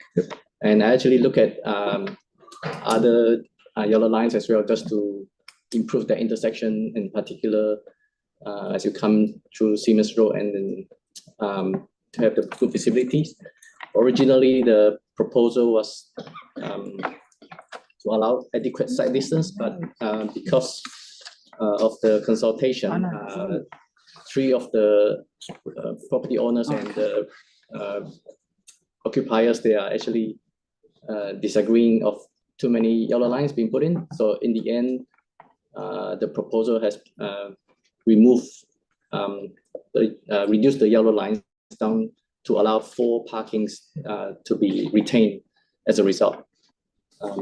So you can see on the southern side of the Seamus Road, one of the parking there has been retained, although that doesn't actually have the adequate sight distance, but I believe this is a good start to allow, as a win-win for the the owner and occupier there to have the parking available to them, and there's no actually pressures that is actually indicating that being an issue for the past 5 years. So that's how the proposal came about. Thank you. Questions, Mark, and then Debbie? No, just move it. We're just moving and second. Can I just say thank you? Yeah. And good consultation, good outcome. Thank you. Thank you. So is everyone comfortable in terms of questions? When I'll ask you to sit back from the table. Do I have a mover? Mark and Debbie second. Mark moved, Debbie second. And the resolutions, quite a lot of them actually. Can I But speak? anyway, Can I speak they're to all round this issue. Can I speak to it, Helen? Yeah, sure, absolutely. Oh, just that most people around the board table know that I'm a strong advocate against yellow lines. But on this occasion, I absolutely support it. Yeah. Yeah, we've seen it a few times recently on this occasion. Thank you, Mark. And again, I'll in my debate, I want to thank Edwin for the sterling job he's done in there, and listening to the result of the consultation and actually reducing the impact as you did was really truly appreciated. So good to see this going in to help those B trains with their movements, because it's not easy to get anywhere around the city with those. So thank you so much for your work. Thank you. Thank you. So I'll put the resolutions. There's a lot of them, but all those in favour say aye. Aye. Against? Carried. Thank you. So moving on to item 13. I move. So be clear, we have Marie and Mark standing back from the table. Oh, that's right. I'll move. Mark and Marie back from the table. Debbie moved. Sarah second. Does any staff member want to add anything here? What's you? Okay. No, just I think we've all gone through this and had the opportunity to go and see the Bush project and understand a bit more about it. And thank you for doing that. I'm happy to take questions if there are any, but yeah, I think this is a great project for the board to use. Thank you. Absolutely. And if I could comment on it, it's really important. Riccarton Bush is really important, and doing Plan Change 14, I found it was outstanding natural landscape. So I hadn't actually realised that, or I had forgotten that. So it's really important, even in effect, a national sense. So if we can help them keep the bush and make it better for the public, it's really good. So I'll move the actual resolution. And we've got to get to it. So approve a grant of 35,000 from Better Off Funding. We've got to move it. Debbie, was it? Yeah. And the seconder, Sarah. Okay. Are you wanting to speak at all? No. No. All those in favour say aye. Aye. Against? Carried. Thank you. Now we're going on to the Halswell Community Project, item 14. I'd like to move Bailey, that. thank you. I'll get Bailey at the table. We'll move Marie second. Thank you. So Bailey, if you want to take us through it at all, or if you have no comments, that's fine. No, happy to answer questions. Ask questions, okay? Any questions? No. Thank you. Thank you, Bailey. So I'll put the resolution. All those in favour say aye. Aye. Against? Carried. Thank you. Now, we're moving on to Jess's report, the Riccarton Community Board Area Report. So it's item 15, and Jess will take any questions, I guess. I guess that's true, yes. Right. Any questions?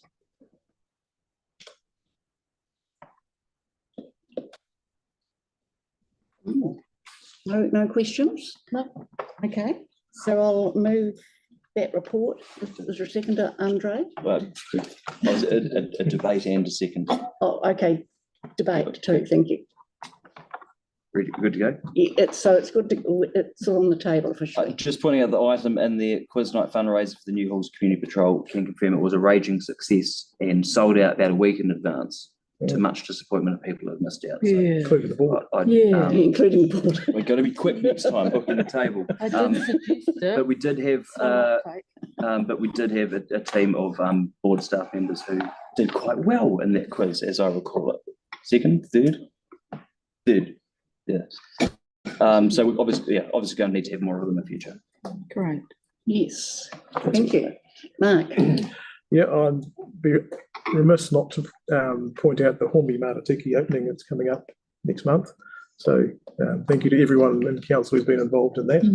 It's really an exciting day for Hornby. Friday the 19th of April, we'll be able to open that officially and then let the public have access to the brand new space. Then also looking forward to on the April the 20th having a community open day, so that there can be all sorts of community engagement around it as well. So rejoice for that day in April. Just a question on that. Thank you. Sure. There was an invite on the blessing. Yes. Is that separate? So that's a separate event. Yeah. So on the 2nd of April, there's a blessing after it's handed over from the contractors. So it allows them the staff to move in and start putting So out. April 2nd and then the 9th. Yep. So I think it's 9 a.m. on the 2nd. For the official opening on the 19th. And I think you went to the it's not the area porters, it's something else, the opening of the multicultural centre. So that's abroad, that's the citywide centre. Citywide. Okay, so have we got a mover for this report? Yes, we've got moved by you and seconded by Andrew. Okay, so put that recommendation, all those in favour say aye. Aye. Against? Carried.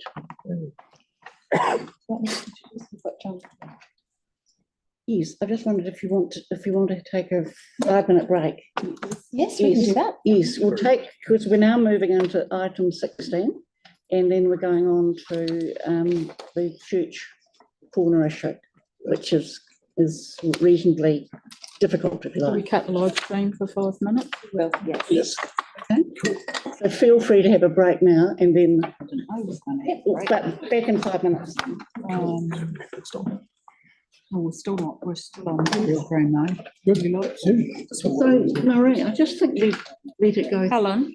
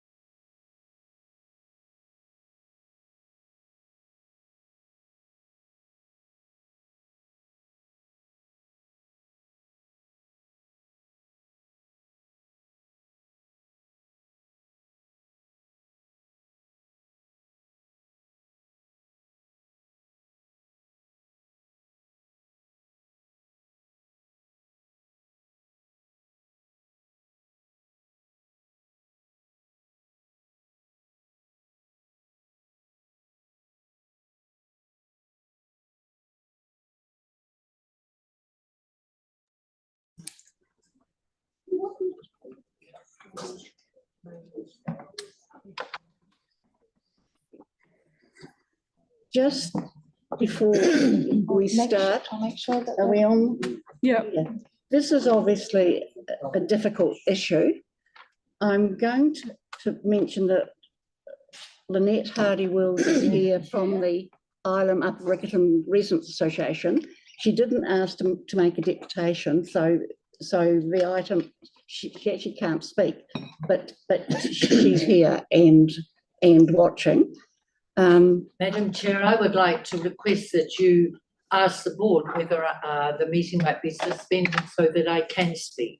I'm from Well, I the can put it Parliament to- Upper Riccarton yes. Residents Association, and we certainly would like to To speak. speak to the board. I can put it to the board, but Is it in regards to item 16? okay. Is that item Well, John, I'll 16? ask you to It put is that. in regard to item 16, and I was Yes. unaware of what the procedure was. Yes. Thank you. If you come just for, say, 5 minutes.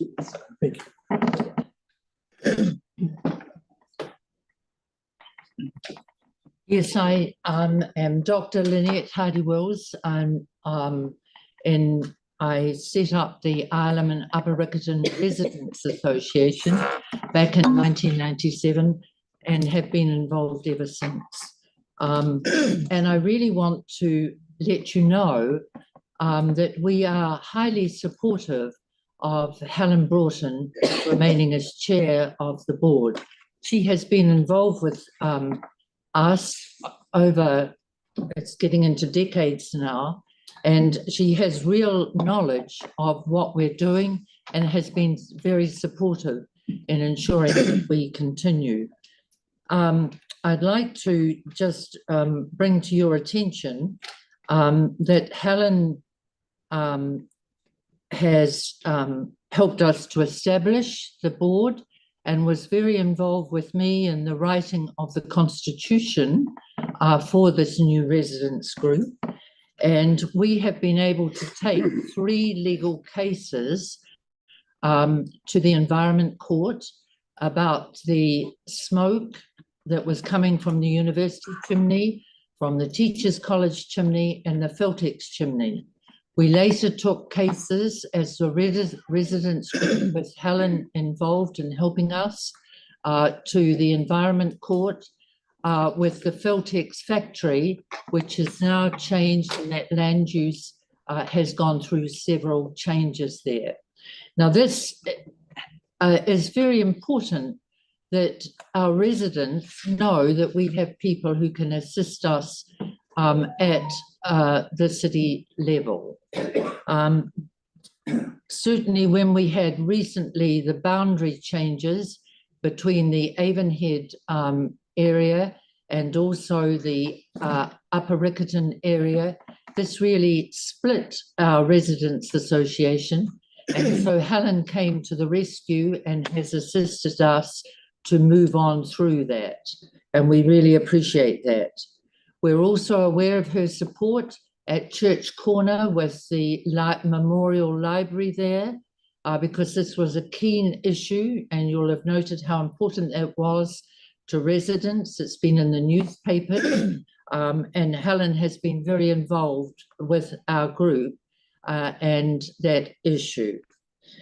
The intensification plan has been a bit of a difficult area for us, and Helen has really been the key person who's helping us with that. And then there's a whole area of the education sector. I mean, we have something like 23,000 students this year at Canterbury University. Many of them are living not only in Ireland and Upper Riccarton, but also down into the Riccarton area here. And Helen is at the meetings where that is discussed and issues are brought up, not only at the IURRA, but also at the university, at the Students' Association. Questions over orientation and the relationship with the university students and with the residents, these are key issues. And so I do really want to urge you to keep Helen as the chair and certainly to keep her institutional knowledge for us in so that we can use that. Thank you.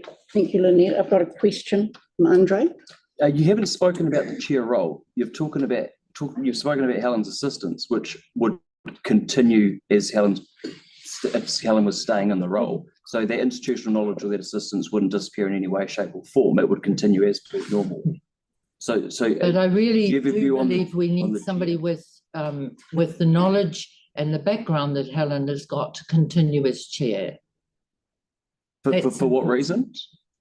Well, because it's a leadership position and that it's one that impacts on the rest of the community area. So you don't believe the chair could ever be a newer person?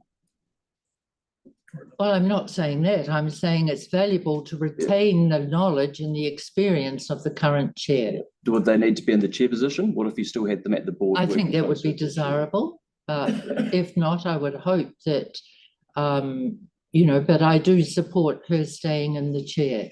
Okay. Oh, thank you. Thank you, Lynette. Any other questions? Thank you. Thank you very much, and thank the group for allowing you. Debbie wanted to say something, then we'll get John to come back to the table. Yeah, just before John does come to speak to the board, I'd just like to be very clear on the onset that I'm not opposed to a change in chair if Helen still chooses to resign. I would like to see us move forward as a board unanimously with the right motive after an informal get-together to reach this with mutual collaboration and understanding. We haven't had the opportunity to meet since we were all elected in an informal way. And I believe that going forward that this would help us as a board to collaboratively work together and understand one another in this decision-making process. So therefore, I would like to request that this resignation of Helen's lay on the table until the next meeting with the same changeover date of chair, if that's the will of the board for the next meeting. I'm just asking for the board to meet informally so we can collaboratively get together and understand and talk about this. Thank you. Now, I think you've moved something. Is that a procedural motion that she's trying to pull? Or? Can we please have John come to the table, introduce the report, the process, and then we have questions. Yes. Well, can I make a point of order of clarification? You can have a point of order. We've been making decisions behind closed doors is being ruled illegal. It's just something we need to be very mindful of. So it's not a meeting though. It's what I'm talking about is an informal gathering to decide how we go forward. That's effectively a decision meeting. Well, we can do it formally if you like. It's a decision meeting, so it's not something we can do informly behind closed doors. That's the ombudsman. Can I have John please come to the table and introduce us to this So we've potentially got yes, but just John come, but we've got a potential resolution here from that instruction. Slay or go. No, I think what we'll do is we'll move the resolution. Move the actual resolution. Okay, move a resolution that I'd like to request that this resignation lay on the table until the next meeting, because I feel like I've been excluded from a lot of discussion and background chats that have been going on individually with varying members. I believe it would be very valuable as a board to work collaboratively together on this. And like I said at the beginning, I'm not opposed if Helen chooses to. I just think it would be very helpful as a board to be working collaboratively together on this matter. Point of clarification, is it a procedural motion? I will second that. Now, can I just add, I don't feel the meetings have been chaotic, but if they have been, then I think that needs to be raised informally. I was actually trying to get an informal meeting. Madam Chair, we have a A motion, yes, a motion, a seconder. You've seconded it. And I'm speaking to it. So Is it procedural or is it foreshadowed? Is the question I've got. No, it's procedural. Procedural. Yeah. It's on the table. We need a seconder before we can speak to it. Mr. Chaos. I certainly didn't. I was trying to get an informal meeting. Sorry, no. We're going to. I was actually blocked from getting the informal meeting because at the time I was doing it, it was media attention. So in other words, there hasn't, in my words, been an attempt to try and resolve this. I feel I've been pushed out. Now that's the feeling. It's not how some people may actually see it. And I'm actually happy to go with not happy, but I'm prepared to go with a compromise. But I do think we need an informal meeting, and I know Debbie hasn't been included, probably Henk hasn't been included either in a range of emails. I haven't been either as well. So I support this, and I'm happy to, if Debbie has moved it, I'm seconding it, an informal meeting first, coming to the April meeting formally. So is there anyone who wants to debate that? No, there's no debate in the procedure. You've got to just vote on it, correct? It's not a procedural You motion. can't, I'm sorry, you can't hold an informal meeting without staff, without live streaming this. You cannot make decisions behind closed doors without public. No, there's nothing to stop us having a cup of coffee at the local cafe. We've done this. Yeah. Sorry, Madam Chair, if I can just speak to that. We've had these, you and I are aware, because we were on the board when we've had this discussion before, and we met at the local library in the room, and that it was not a formal discussion. It was to get a mutual understanding with board members. Going for all I'm asking for is collaborativeness amongst our members. That's all I'm asking for, because there's a lot of hearsay going on and misunderstandings, and I'd love to be able to understand people, and that can't happen without discussion. So we let it, the procedure is it lies on the table till the April meeting. It needs to be voted. No, I'm not. I have. Yeah. So you're welcome to speak on it, Tyler. Well, I've got questions on process at the moment. We haven't let staff come to the table to provide their information. One mover said that it's going to be procedural motion. One person said it's not going to be a procedural motion. And so I'm not exactly sure where we're standing right now. And at the moment, we're not following due process. So if it's not a procedural motion, we should be letting staff come to the table. We provide questions, and then we do debate, and then you move that resolution that you wanted to move. Sorry, I just heard Faye say it was procedural. No. Okay. Staff need to come to the table. It's a ask procedural questions, motion. move the motion, and have debate as per standing orders. So just procedural, I'll just hand that round. I've done it for another reason. Madam Chair, can I please ask that John come to the table and speak to this report so we can follow process and standing orders? Well, I'll have a five-minute adjournment. Okay. Yep. Can you pause the live stream, Marie? Thank you. It's a procedural motion, isn't it?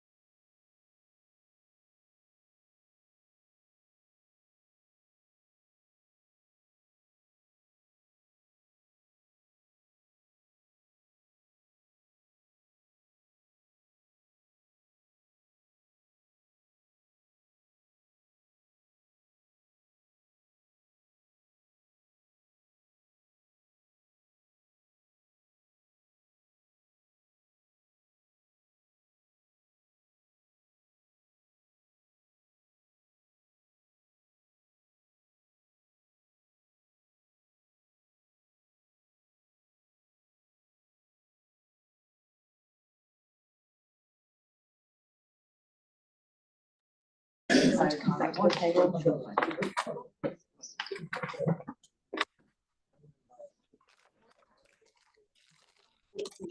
So I'll explain.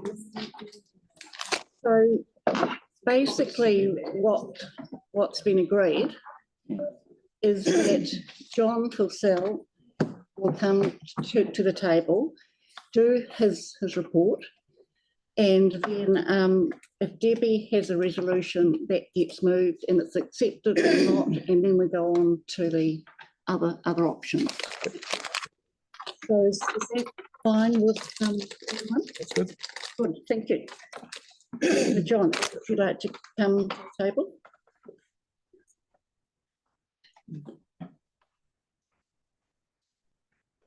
Report largely speaks for itself. Board Chair Helen Broughton has resigned as the chairperson of the board, subject to the board designating her a lead and spokesperson role on planning issues, including submissions for the remainder of the term. Helen has indicated that she would like to continue as a member of the board. This report is a report about the process the board will go through. Firstly, understanding and receiving the information in the report.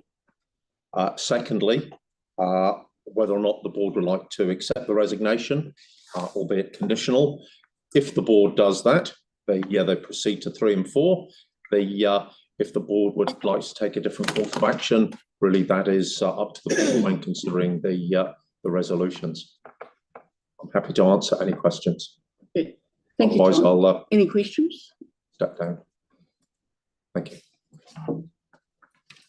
You sure? There's no questions? Thank you. So, Debbie, if you want to move, so we're moving that we receive the information in the report. You've got a resolution there, Debbie, if you move that again.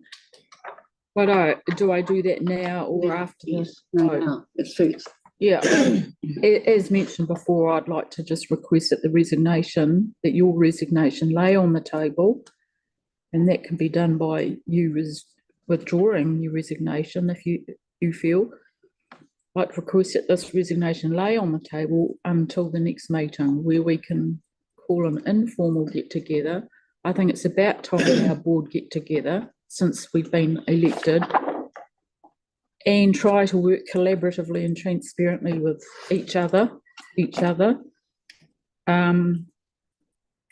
Yeah. Thank you. I'm just looking forward to, I'm wanting a positive move forward. Thank you. Well, I'm happy to second that. I think we've probably spoken on it, that there's been discussions, but we haven't sat around the table. And when I wanted to get a meeting, then the media had got access to that. Now, I know obviously a member went to the media, but that's what in fact happened. So it's been played out in the actual media, which I feel very uncomfortable with. I'm comfortable with some form of moving towards a different chairperson, but I think it has to be negotiated well. So does anyone want to speak to the resolution on the table? Yes. Madam Chair, if I may. So I understand that Debbie has made an amendment. Yes. If you could give the secretariat time to draft the amendment. Yes, fine. It then needs a mover, it needs a seconder. Yes. And then you debate. Yes. Work out whether to accept the amendment or not. If you don't, we go back to the substantive. If you That's do, that takes over. So could you give us a few minutes for the amendment to be drafted? Thank you. Thank you. Thank you very much, Sean. It's just nobody's moved. It's a, no, she had moved something. No. It's a procedural motion. She's not amending it. Oh, no, it's a procedural motion. So Debbie Moore has moved that the report be laid on the table until the next board meeting to allow time for informal board discussion. So that we can move forward with collaboration and mutual understanding.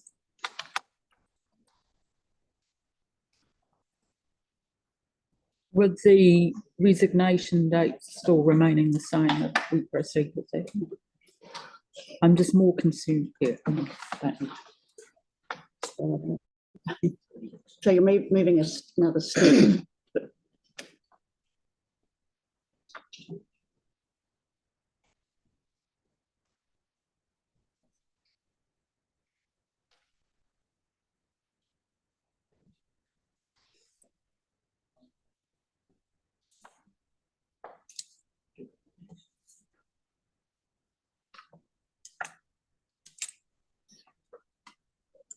So what I have is that Debbie Mora has moved that the report be laid on the table until the next board meeting to allow time for informal discussion between board members to occur so that the board can move forward collaboratively and with mutual understanding. I think couldn't we just shorten that to say lay on the table until the next meeting? No, I'd like what Faye has said.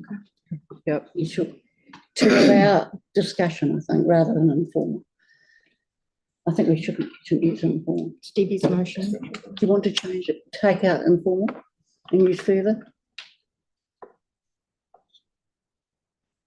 I would. Informal's a bit. It's literally illegal. No, it's not. No, I think it's better to just further. Decision-making meetings behind closed doors, as per the Ombudsman, are illegal. Excuse me, Madam Chair, I'm not asking in my amendment for a decision to be made at any informal get-together. I'm asking for an informal get-together so that we have mutual collaboration and understanding moving forward. I've already said, to be clear, I'm not opposed to any change. I'm just wanting our board to move together with mutual collaboration and understanding. I'm not asking for a decision. No, I think we take informal. If you're happy to That's fine. Okay. Because it does ring bells with the ombudsman. That's fine. I'm not asking for a decision. We'll put it on We'll put it on screen the and screen. then Okay. collaboratively and with mutual And that's a understanding. procedural motion, isn't it, for Tyler? Tyler was asking that question. No, it's no longer procedural, it's just an amendment. This is an amendment. It's not an amendment. It's No, not. it's not. Maffei's saying it's not. So can we have some clarification, because some people are saying it's an amendment, some people are saying it's procedural. So this is the only motion on the table. Yep. I mean, there's a staff recommendation that hasn't been moved yet. So this is the motion that's on the table, will be considered. If this is passed, I'm good. So If it's not procedural. passed, it goes We on. start to move to. Thank you, Are Faye. you happy with the wording of that, Debbie? Informal. You want the informal out? I'd say take it out. Perhaps a comma at the end saying no decision making within that informal.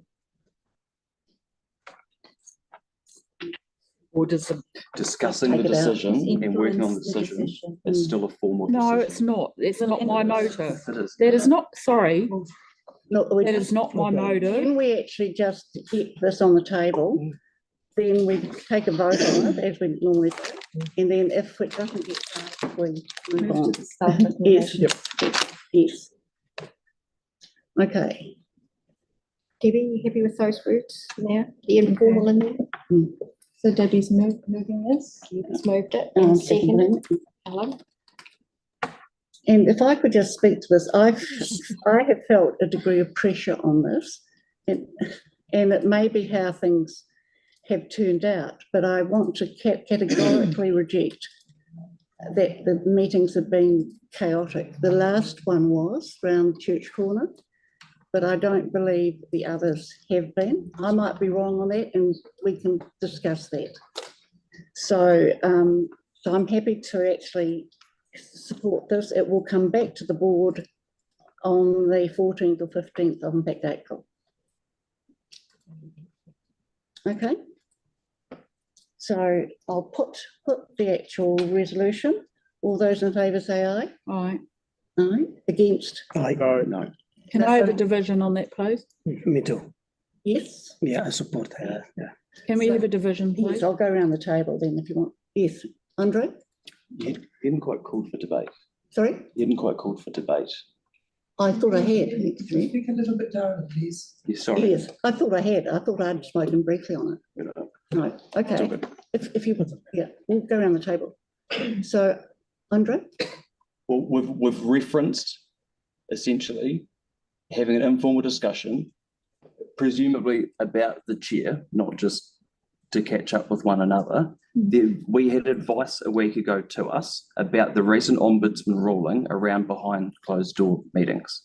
And if we're discussing what is the go forward on the chair, it's not making a decision, but it is discussing a decision and coming to an agreement about a decision. So we're not making a decision, but it's still a behind closed door meeting about a decision that the ombudsman ruling has suggested is not consistent with the Local Government Act. And that comes into effect when? 1st of April. Can A I, long time ago, the Local No, Government Act it's- 2002, it's talking can I about. clarify, for the board, it's the 1st of April. But can we go? Sorry.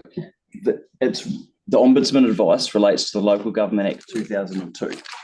And it talks about the inconsistencies I know. of having informal meetings to have those kinds of discussions. The last time our board had an informal discussion was in October 2022. We spoke in that room there and we decided how the chair situation was going to work. We all verbally agreed to elect a chair for 12 months, review it after that point. Since then, some members don't recall that discussion, some recall that discussion in different ways. And that is a sure sign of why we shouldn't be having behind closed door meetings where it does become, I remember it this way, I remember it that way, and how could the public know what actually happened? So I can't support discussing this issue informally when people have a different recollection of how those informal discussions go. And indeed, we are in a public meeting and we're talking about having an informal meeting. So what I'm saying is these things need to be public. That's exactly the point I'm making. That's why I don't support an informal one, 100%. Can I just do it now? Look, this has got confused. We had a vote on this and we're going around the room to actually get a vote.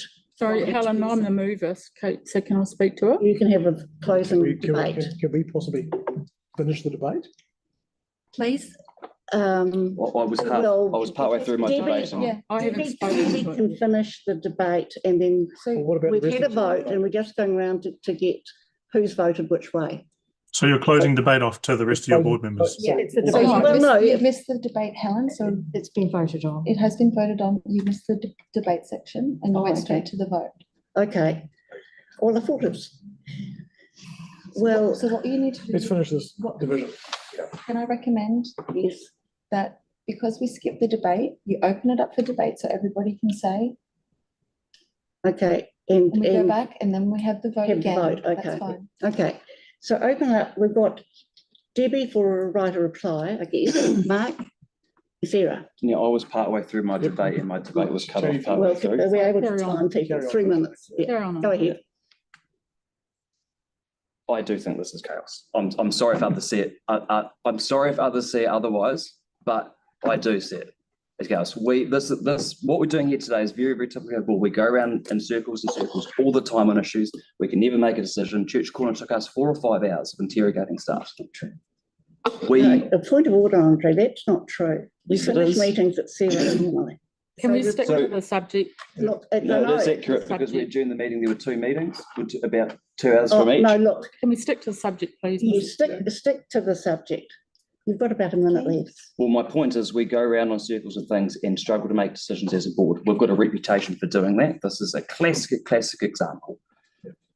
And a member did not go to the media about this. Media watched our Church Corner meeting and started asking questions. And I'm not surprised because anyone watching that meeting can see that our board is not functioning at present. It's not. And the idea that we'll settle this with an illegal, informal discussion is just not right. It's not going to work. That is not what we need. So,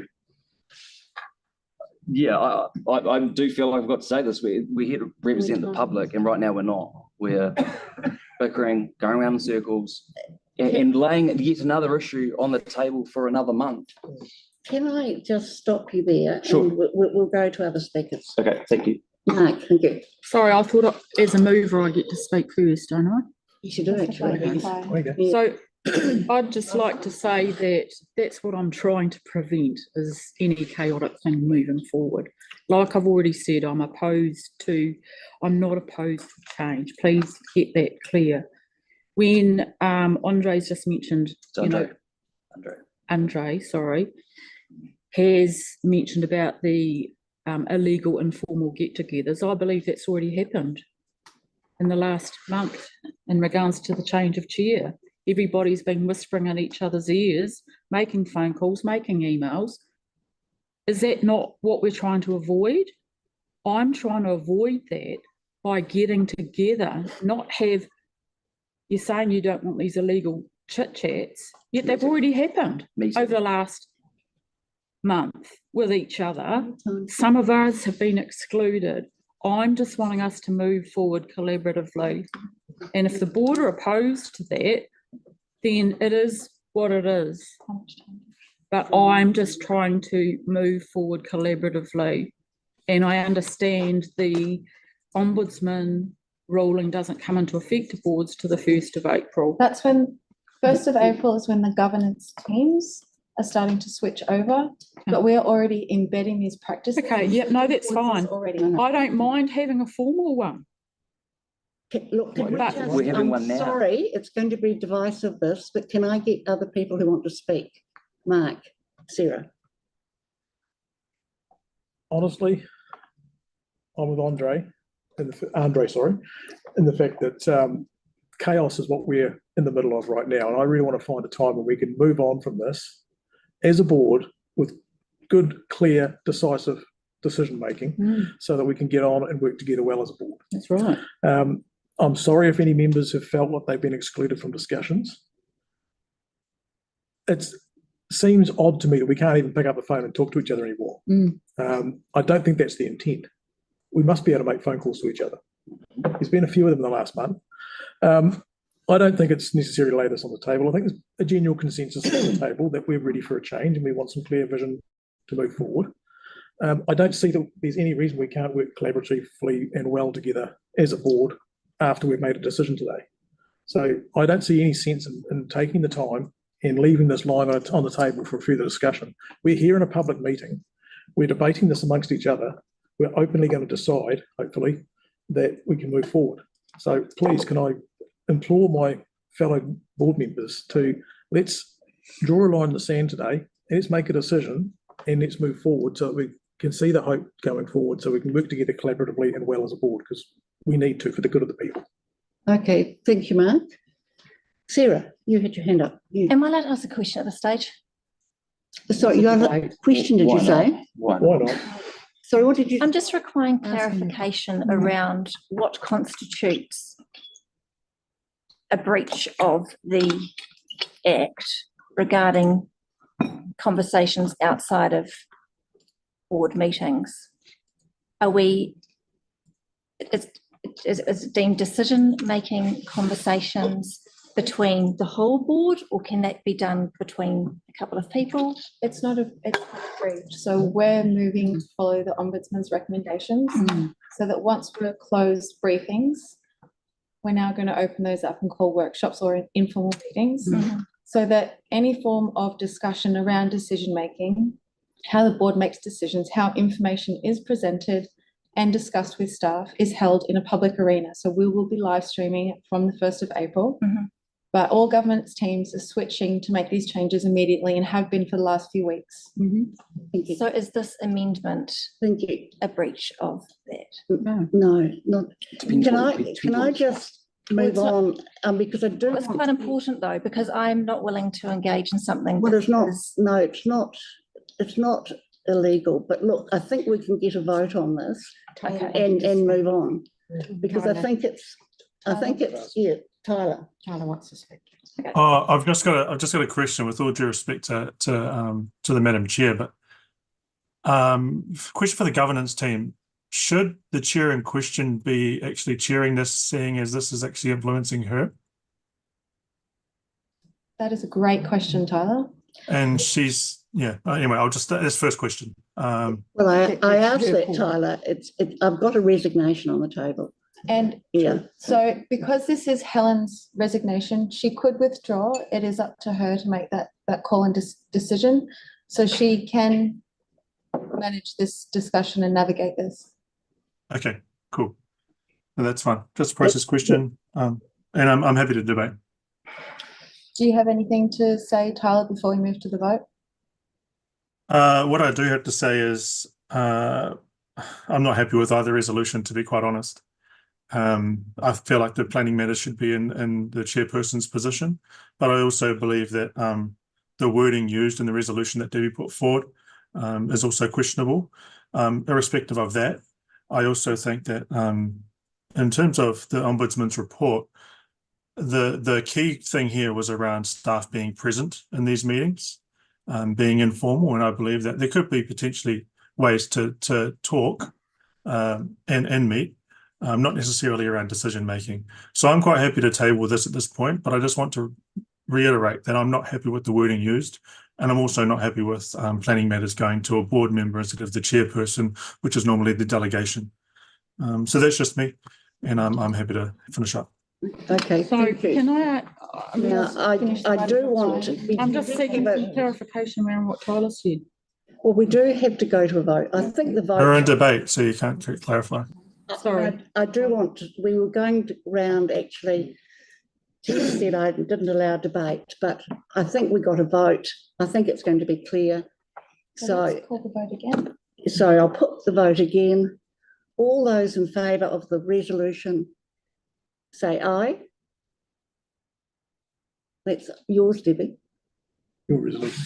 Aye. Oh, the resolution, yes, Yes. of course, I am. Yes, you better flick it up. Well, I can't flick it up. Sorry. No. Magic. Yeah. So this is what And you seconded it, I've Helen. taken formal out of it. Yeah. Yeah. But that's only minor. We have taken it from that. Oh. Okay. Feel So free is there no conflict of interest if she's seconding this if it affects her? No, it's not changing anything. It's just moving. It's a procedural motion, basically. only the member can call a conflict. Yes. So all those in favour of the resolution as it stands on the table, say aye. Aye. Aye. Those against? No. Can I call a division, please, Madam Chair? Madam Chair. Andre? No. Thank you. No. No. Debbie? Yes. No. No. Yes. No? Yes. Thank you. No. No. No. And Tyler? Yes. Thank you. Wow. Thank you. So that's what? 4-5. Wow. Thank you. And you, Helen? Yes. So I'm in favour of the postponement. Yeah. So that's lost, isn't it? Yes. So that's lost. So can I make another amendment? Or can I ask another question? Ask another question, then I think we have to move. Okay, well, based on that it's quite a close vote.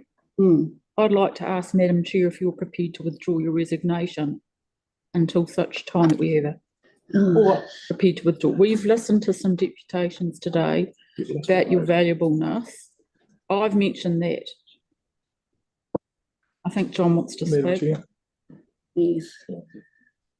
It's up to you if you don't want to. Sorry. Can I suggest? What do we do? Can I suggest we move to the officer recommendations? We go one by one. Okay, we'll go one by, in fact, one. Receive the information in the report. The mover for that, Mark. Seconded, Marie. All those in favour say aye. Aye. Against. Carried. Sorry, what? Too late. You moved it. This is tricky. I can't, I've gone a little bit far on this, I think, to actually pull back. So I think I'll put the resignation of myself as chairperson, subject to leaving in April and subject to the conditions in 1(3) above. And we've also got, if we could table, what changes have to be made to our operating procedures. Don't we have to accept your resignation? Yes, yes. So you need to follow this one first. So we need to have a move that and a seconder for this resolution. So we're doing number 2? Yes. Yes. Two. So it's subject to the conditions above, and we're tabling a change of. We're not tabling. We don't have that information, so we just need to go through this resolution. I understood from Faye it was going to be tabled. No. Sorry, explain, Faye. No, you and I discussed Yes.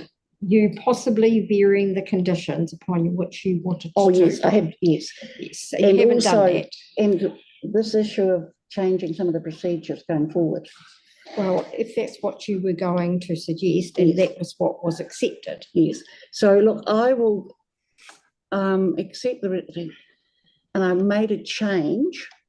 So I put in. We don't have that change, Helen. Well, the change was that all planning issues, I put all urban planning issues. So you want to make an amendment to your resolution? Yes, it's tightening it up to her Okay. condition. So That's Marie, my resignation. could you get that on the screen, please? So it's making it more restrictive. Helen, can I? don't want to put transport or anything like that. Given what Tyler has mentioned, and Tyler, correct me if I'm wrong. Yes. But given his views, which I tend to support, that these planning roles are primarily supported by chair. Yes.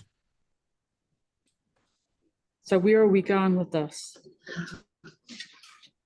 And appreciate that, Tyler, too. Helen wanted to take the delegation away from the chairperson to be the spokesperson of all urban planning issues, which includes submissions for the remainder of the term. It has it in the paper that's before you today. Yes.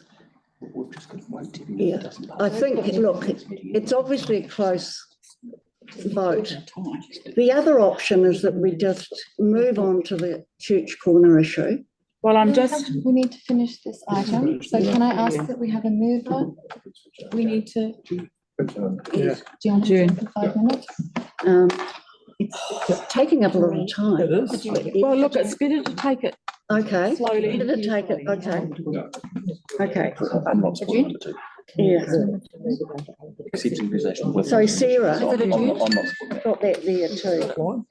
If it didn't pass. Oh, sorry. And with no, yeah, but with no offence to Sarah, and I've had a chat with Sarah, at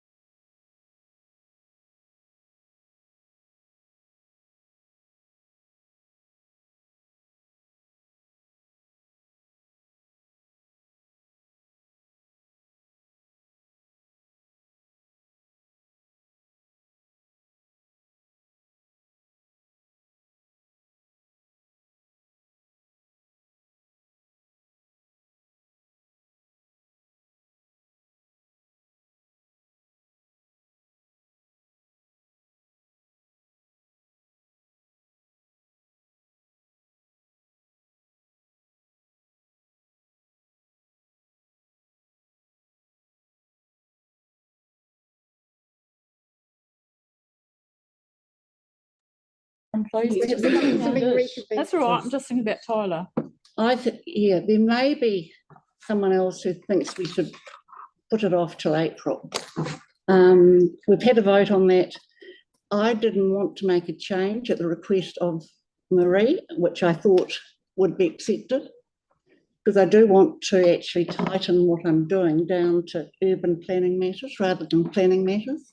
It takes away from transport, all those coastal flooding, etc. So if you could accept this, what I'm going to do and make these minor changes, it's virtually there. I guess, I'm not sure, Jim, but if you can't, we can just... We need to vote on the second resolution because we don't have that information. What we need to do is have a mover and a second. Yeah, tell you what, Mark, what page? I'd rather let it lie on the table, actually. We have had a vote on that. Madam Chair, I think it's either going to be laying on the table or risk you withdrawing your resignation. And I think we need to work collaboratively together on this, otherwise risk you withdrawing your resignation. So, would people be prepared to let it lie on the table? And then I can bring it forward in April. Helen, we've just voted on that. I know we voted on it. So what we need to do is move to the second resolution that's in the stuff. No. I'm not comfortable on that. If people don't support the conditions, it lays on the table anyway, because they're not supporting number 2. Is that right, staff? So I'm sorry. This is new. I mean, I've never had this in 11 years, so this is unusual. Would you like to take it? Well, I wonder if we could, I don't feel, look, I wonder if we could actually move on to the issue on Church Corner and start that and come back to this. No. Well, that might have to be adjourned depending how long this carries on. No. I thought this was going to be a simple issue of a minor change. I actually talked to Faye about it. All right, well, just no more debate. Let's move the changes. But can I get some clarification about what Andre just said, which was if we don't approve 2 or 3, it's going to lay on the table anyway? Well, it means we're not accepting the resignation, so something else will need to occur to bring it back to the future meeting. All right, okay. Yeah, it just means we don't go to 3 and 4. Okay, right. I do want to make changes, so if I can't make, I'm actually tightening it up at the request of a member here. So all I'm wanting to do is put in a resignation on all urban planning matters rather than planning matters. So it tightens it up. Are you talking about 1, 2, 3 or 4? Number 2. Yeah, and I'm also talking about amends its governance arrangements regarding submissions passed at the board meeting on 15th December 2022. So that's changing those governance arrangements. We can't put that in because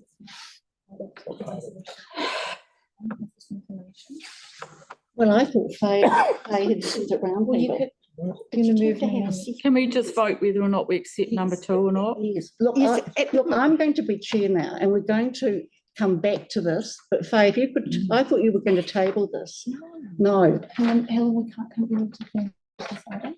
Well, I'll move an adjournment, not an adjournment. I'll move that we finish the resolution at this stage because we do have staff here for traffic. And I'm happy to come back to this, but I'm happy to make minor changes and do you think that's going to be quicker? I think it's quicker actually. Yeah, really? I do. I look, this will take, I'm feeling, look, I think it's important that we get this right. So I'm going to move that we move. Can I suggest we take a 10-minute break? No, I can't do because look, I'm getting. It's okay. We'll take a 10-minute break. We'll have. No, I'd rather. A cup of tea. No, I'd rather. Actually, I support what our governance manager has suggested, Helen. Let's take 10 minutes. We'll get a cup of tea. And then we'll Yep. Need to relax. Thank you, Jess. After a move, do we go break for 10 minutes? Yes, I think we've got to. Okay, let's go. Pause. No. Let's move to pause the live stream. Thanks, Marie.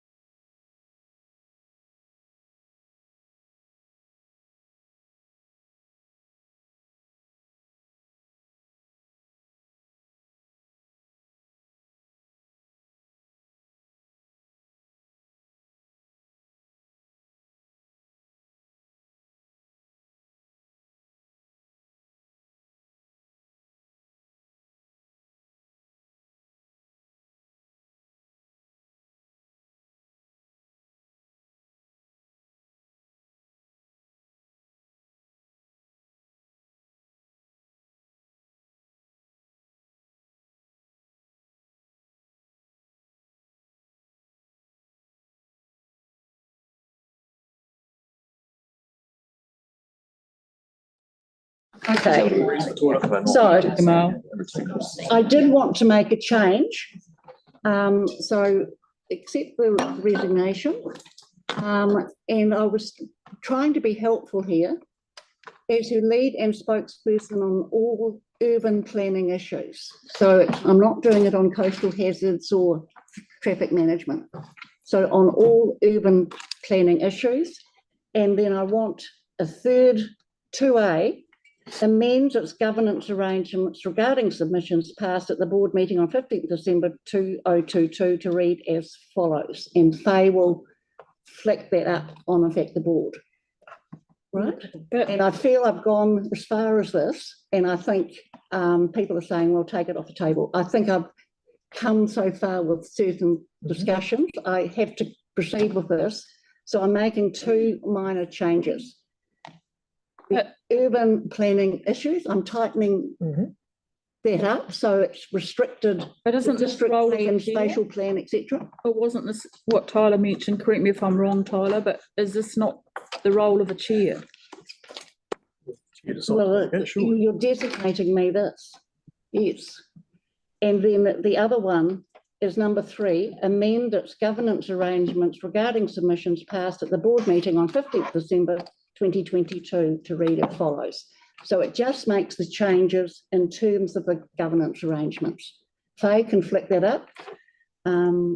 It's quite kosher. I went through it with in fact Faye today. So it's just changing the governance arrangements. So I need to be sure we're moving this.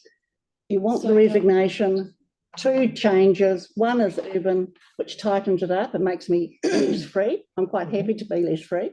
And 2, we amend its governance arrangements regarding the submissions passed at the board meeting on 15th December 2022. So the amendments are shown in italics. So that's an amendment to my resignation, basically. So we have to go back to 2A. number 2, do we? So we're going back to number 2. So 1.3 is I'm putting urban planning in fact, my resignation, and that I think is helpful to everybody. I'm not going to be doing coastal hazards or something. No, but we have to look at number 2 first and vote on 2. And number 2A would be amend its governance arrangements regarding submissions passed at the board meeting on 15th December 2022 to read as follows.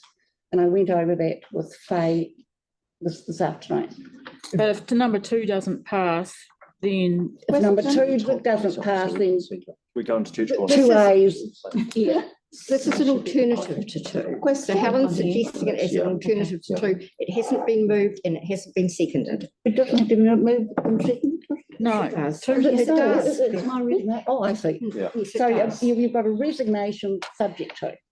The urban planning shouldn't be an issue because that's restrictive. It tightens it up and someone else, and I never intended it to be over everything. And the third is the board agrees its governance arrangements regarding submissions passed at the board meeting on 15th December 2022 to read as follows. And it's just making it clear. Thank you. So Mark. that basically is changing the word and to or. How much is it? No, I've left it as it was, actually, because it's not my issue, is it? You've left number 2 as it is. No, urban planning goes in, urban planning, that's the change. The word in urban. italics are new. And then the governance arrangements, if you could put those up. Would you highlight the changes, please? And it does. In italics. I can't really And I've got- see. Is it just the urban word? It's all in Urban planning, yes. It doesn't mean, it means district plan, spatial plan, but it doesn't mean transport or coastal hazards or anything like that. Yes. Are you planning to also deal with urban design, landscaping, transport planning? No.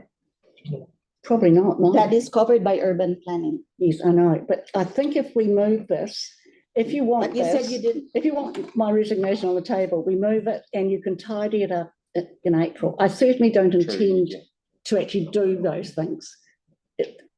It's not my intention at all. Sarah. Can this be tidied up later, effectively? Do it now. I'm not deferring, we'll tidy it up, we'll get it right now. And then it's done. And then So on the board, we have what Helen is amending her original resolution. So number 2, she's added, here we go, in this highlighted yellow section. On all urban planning matters, including submissions for the remainder of the term. Now, this does change the delegations. You'd need to vote to change the current delegation arrangements that the board have.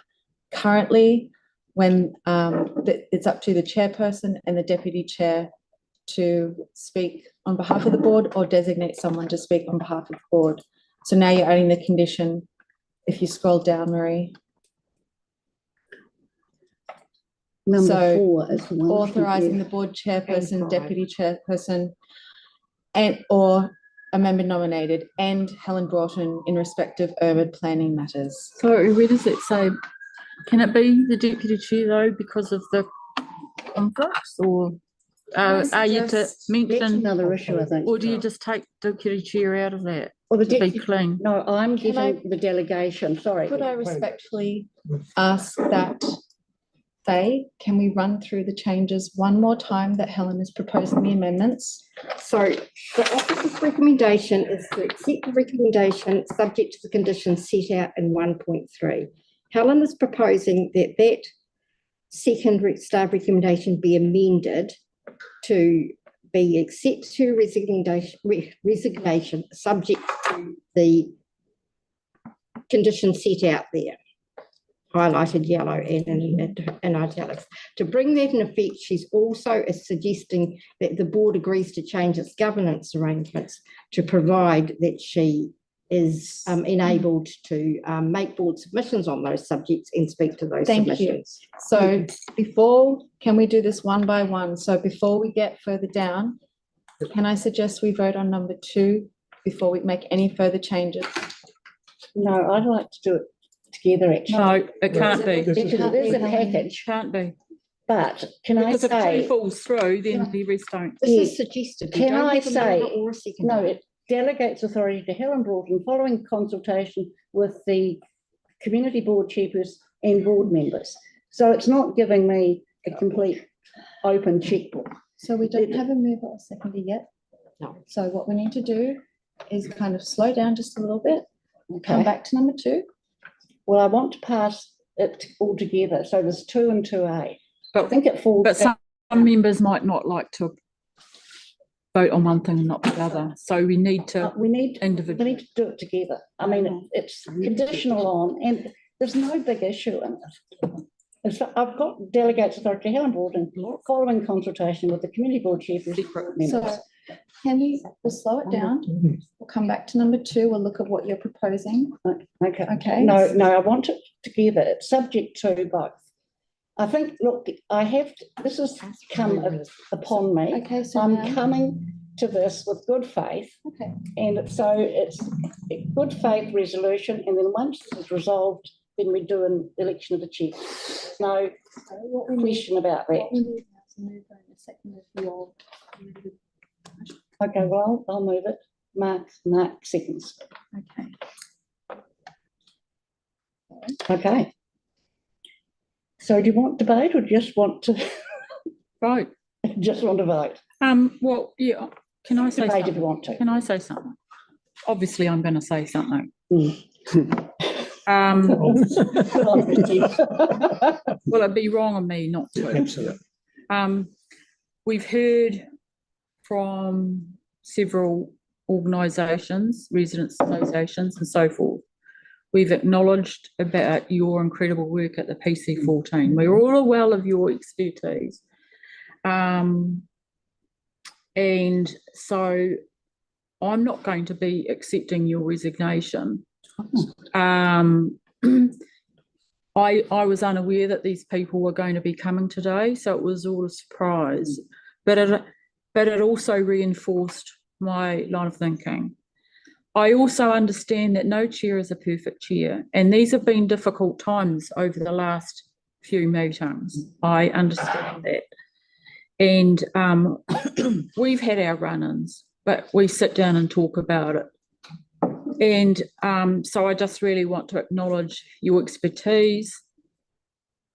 And so on the grounds of the people that have come today that you have represented for decades, before my time, a long time, 30 years? Up to, Up to 30 years, councillor for 12. So you do carry a lot of expertise, which I hold dear. So I know I'm probably the only one that's not going to accept your resignation. I don't know, but I just believe that you carry a lot of expertise. Thank you. Mark. Helen, I've worked hard with you over the last few weeks to try and get to a point of a graceful exit. And I really hope that as a board, we can allow Helen the ability to step aside gracefully. It's, I believe, come to the point, and I was one of Helen's strongest supporters. Remember when we had our inaugural? I was instrumental in having experience put into our chair. The point has come as a board, I believe, that we need to be able to move on and honour our great leader as she gracefully steps aside. Give her the opportunity to continue with the expertise that she obviously has that none of us have around her years of experience in the planning area. She's started the PC14 hearings for us. She needs to be able to follow that through. And there is no one else around this table other than perhaps Marie, who would have, and Debbie in a way, who might have at least anything close in the planning sector. But of course, Marie's conflicted, so she can't. And Deb, I'm sure Helen will be more than happy for you to work with her in her expertise. And I have been. So that won't stop because we accept the resignation and move into having Helen as the lead in planning. And she's already offered up a clarity that urban planning is what she's looking at. She's not looking at anything outside of the normal town planning sphere. She doesn't think about landscaping or transport. That's not the intention of anything she's trying to do. So please, can we as a board understand the intention and the heart of this? And if we need to fine tune some of these resolutions going forward, let's do it. But let's find a point as a board today to allow Helen to step aside gracefully from the 30th of April, move us into a new dawn come the 1st of May, with a new chairperson taking the role to lead us forward for the rest of the term. So please, I urge you to please take a look at this and allow this graceful exit to be allowed so that we don't have to come to a different solution going forward. And I'd certainly like to say that I'm not overly comfortable with resignation, but I can accept it on these conditions. So I'm saying that if you want to support planning for the, particularly Hornby and Riccarton, I think this is the best option going forward. Would have liked to stay as chair, but if that's not possible, then I do need you to support the resignation with the 2 extra conditions. Urban planning, I don't think is a problem, but it does mean a change to delegation. Helen, can we not separate that too? Because the one part is accepting the resignation, which I've said I won't, but if that falls through, then I can support the other part of 2. Well, we could actually, is that? Yeah. Could Tyler wants to speak? We could. If Tyler wants to speak, and we'll come back to you. Tyler? Yep, thank you. I'm just heading to a March 15 commemoration. I apologise. And just also noting that Gamal's probably going to need to leave soon to break his fast. 2 secs. Just pulling over. Kia ora koutou.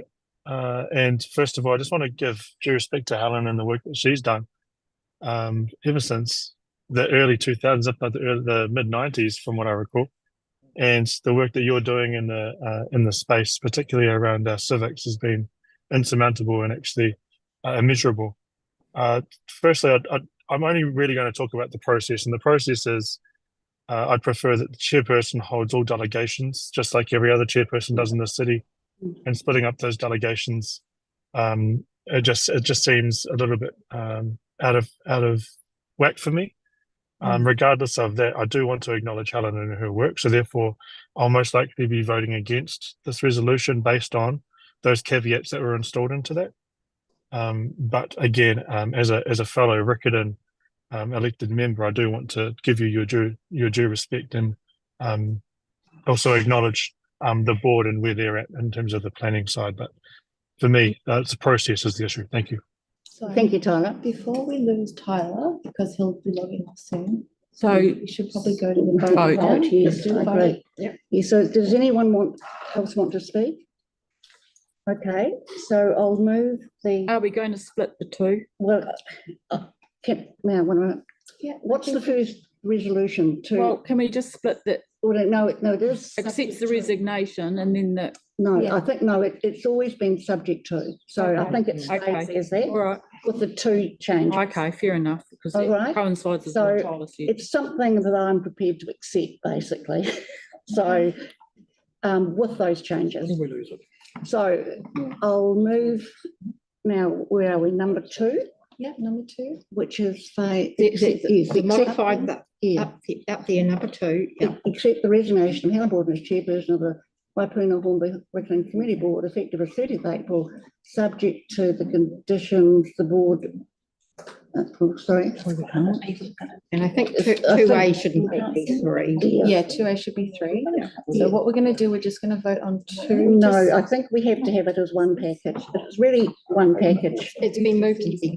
Yeah, okay. Yes, All it's one right. So package. So if you're comfortable, if you're comfortable with my resigning with those planning conditions, say aye. If you're not, say no. So all those in favour say aye. Aye. Aye. Against? No. No. No. Okay. So, okay. Can we have a division on that, please, Helen? Okay. So aye for me. Andre? You support your own resignation, Helen? No? Yes? No. No. No. No. No. Yes. Yes for Henk? No. No. Okay. And Tyler? No. No. No. Okay. Okay. So the meeting, it looks like. Church corner. Thank you. Church corner now. Thank you very much. So thank you, everybody. And we're now moving on to the public excluded. So we thing is that what's going to be Thank you. 1945.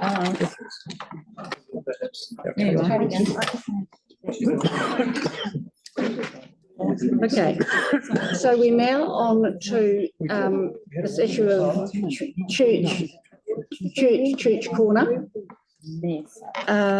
This has come back to us. We need to public excluded. Seconder. There's a sort of issue that's been raised with me, and I just thought I'd discuss it with the board. I think we need to go into PX for the legal opinion. I don't think there's any issue with that. No, Helen, I'd like to speak to that if I may. Yes, you might. I'm planning to do. And then for the other questions that people have, then the staff would be here, in effect, be open. Yes. Yes. Can I just explain? Some will be in PX, legal stuff, and some will be outside. So does someone want to move? We go. Helen, I'd like to speak before that, please, if I may. No, can I ask for some quiet from the gallery, please? No, can I say I think we need a mover. No, I just need to speak to this first, if I may. You speak to it once it's moved and seconded. Yeah, you can speak to it once it's moved and seconded. Okay. Yes, so Madam Chair, can we ask for some quiet from the gallery, please? It's hard to concentrate. It's a mover and seconder. This going to PX, I'll move it. seconded. Andre seconds. So for the public, we're going to look at the legal issues around this. At a certain point, once that's finished, we'll invite the public back. Helen, can I speak to it beforehand, please? Certainly, yes. I just want to highlight and to be transparent and in regards to the article today in the Star, in my official complaint to the CE, I just want to highlight that that complaint wasn't about Church Corner. It was about the fact that we'd made a decision, and to come back was very unusual, and it should have been commercially sensitive. The response that came back, and I just want the board to see, I have a letter here from the CE, and I just want to highlight, because in the agenda it said we are to move to PX, which to me means we have to. In one of the paragraphs from the Chief Executive yesterday, it states, at the meeting, meaning our meeting today, the board can resolve not to consider this report in the public excluded section of the agenda and move it to the public agenda if it wishes. Staff advise that the report should be considered in PX. So I just wanted to highlight that it doesn't have to be, it's pursuant to what the board desires. So I have highlighted there is nothing new in this. There is no commercial sensitivity.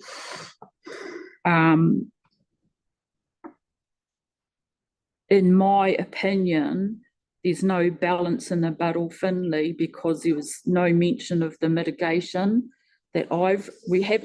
Sorry, no, sorry, what's the issue, John? I'm sorry, but referring to the legal advice in the public session can have, and I'm sorry to interrupt, can have the effect of waiving privilege on the whole document. So, okay. So I would just please caution the board not to cost the ratepayer money and not to refer to the content of the legal advice without any criticism of it within the public session before you've made that decision. Yeah, no, that's fine. I appreciate. Can I clarify, you're Helen White? I'm Helen White. I'm the head of Legal and Democratic Services. So, so I just want to be clear that we don't have to go into PX. It's what's been said to me by the Chief Executive's office, Sean Rainey. Can I clarify with Helen? Staff have responded numerous times on why this is in PX. He has highlighted, like I said in my complaint, I said that the only reason I understand it should come back to PX after a decision has been made is only when it's commercially sensitive. It's not. We've noted your comment now. Now we need to move forward. Yep. That's all I'm saying. I just wanted to highlight that. Thank you. I think there's an issue of legal privilege too, and I do think particularly an external legal opinion is subject to being PX. The officer's report, I think we should do in PX as well, and I think it's largely actually around public relations there, because it would look very damning, I think. No, this report. Sorry, let's just go one by one. Okay. So we've got a mover and a seconder to go into public exclusion. Okay, and I'm speaking to that, aren't I? Yeah. So now we need to move into public exclusion. So we need to vote on that. To get legal advice, we must come back into public to make a decision. That's right. There's no decision in PX, the decision is. And in fact, if there's if there's questions which are public, that they can actually be in public too. So it's purely around some sensitive issues. So for everyone, the board will be hearing legal advice in PX, moving out of PX to then make the decision on the recommendations. Agreed. So it shouldn't be too long, and we welcome you back very soon. So now we'll take the vote to move into public excluded. Okay, so I'll put the vote, we moved to PX. All those in favour say aye. Aye. Aye. Against? Carry.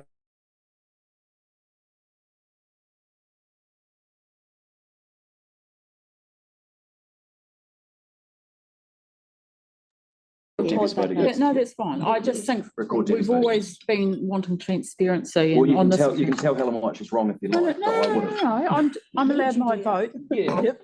Okay. Thank you. 100%. We have to ask Yeah. Keep me on.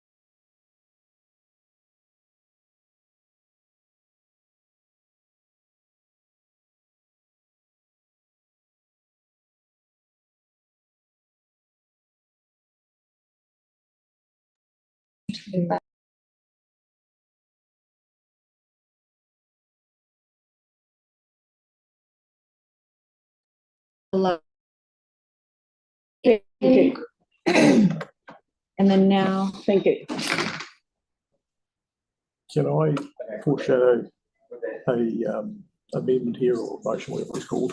Isn't an amendment, there is nothing on the There's table nothing to on the amend. table. So we're just let you know on one thing. Thank you. And you could move it, remind me of moving it. Yeah. Oh, there's some hardy people. Yeah, we've got to stop all that. Oh, Tina, welcome back. Okay. So do you, Yeah, so now we're just at item 17. questions at all? I think Mark's got something. Item 17.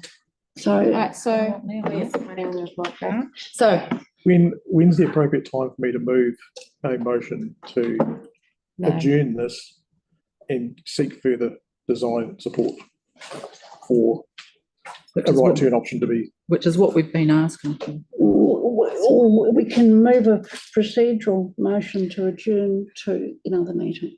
If you think it's a timing issue. Well, let's say, Yeah. well, it's the same as the other one. So Yeah. we'll take the report and then somebody will put a motion arising out of the report on the table. So we've moved into item 17.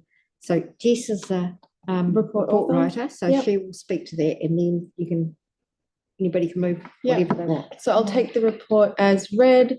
So this is coming back to the board, that further to the report considered at the 15th February meeting. There has been new information that's relevant to the decision that was not before the meeting. So now the board has reviewed this advice in PX. And so now we have several officer recommendations for the board to reconsider resolutions 6 through 10 on the Church Corner and Waimari Road Safety Improvements report. Also noting that the remaining resolutions from that meeting, the other resolutions are changed. Happy to take any questions on Debbie? If I don't believe there's been anything new presented, when do I bring that up? Or do I just simply vote against the new advice? So that's not a question, so you can vote against the officer recommendations. Which number, sorry? If they move, yeah. Mark? Again, can I ask the question, when is the appropriate time for me to put up a motion to adjourn this meeting? You do. To gain further design. So if there's no more questions, then you can put that motion. You put the motion. I'll second it. What is the What is the motion? motion, Mark?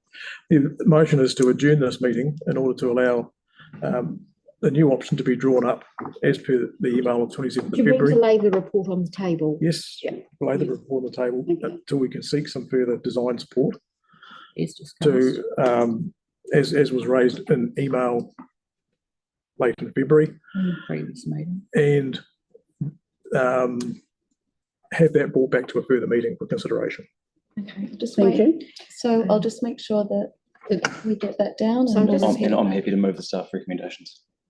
Well, So we need to it's vote. foreshadowing. So We've got this, and it's procedural, this issue, isn't it? So Mark, that's, just trying to, Yeah. for your Yes. words. it's procedural. So you're wanting to lay the report on the table to seek additional information on alternative designs to Yes. mitigate the risk. Yes, Is that including the right? right turning. In draft design, I think. Would you put in draft? Alternative design options, perhaps. Yep, Okay. as per Okay. email of 27th of February from myself. And which was discussed at the last meeting. So with Mark moving this, we're not, Wait a second. we're not having any discussion on it. Am I correct? It's a procedural motion? So we'll wait for Faye to get it down first, Yeah. repeat it back. We'll see if there's a slide, and then we'll have debate. Okay, thank you.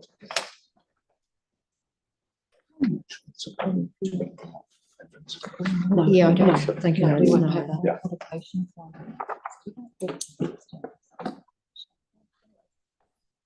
So moved Mark, seconded Debbie, was it? So I haven't read it yet. You haven't just We'll read it out read it out. first. Yeah. I'll hold it down.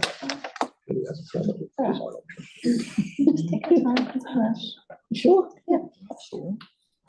But space down. Councillor's been at the meetings today. So Mark, So remove the reference to email. Yeah. Mark, are you happy with that you're moving a motion to lay the report on the table to allow,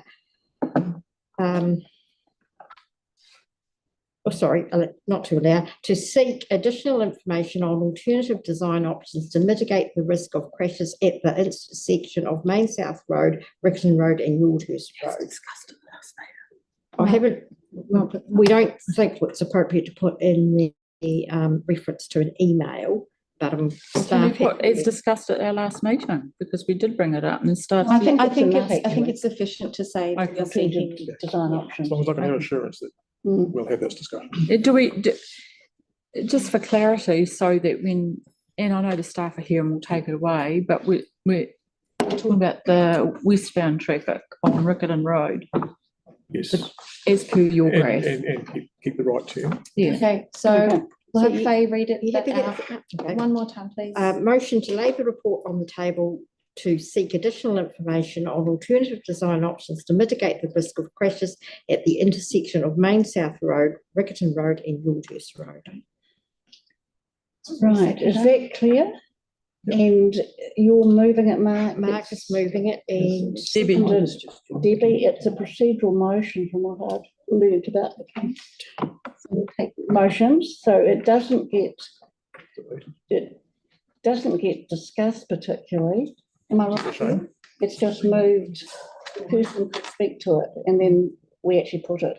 Yeah, so we don't debate it. So Mark has already spoken to it. So and Tyler has rejoined the meetings. Oh, good on you, Tyler. Could I speak to it? Kia ora. Kia ora. Kia ora, brother. Kia ora. So Mark's spoken to it. Does anyone want to speak against it? Has Tyler heard the motion?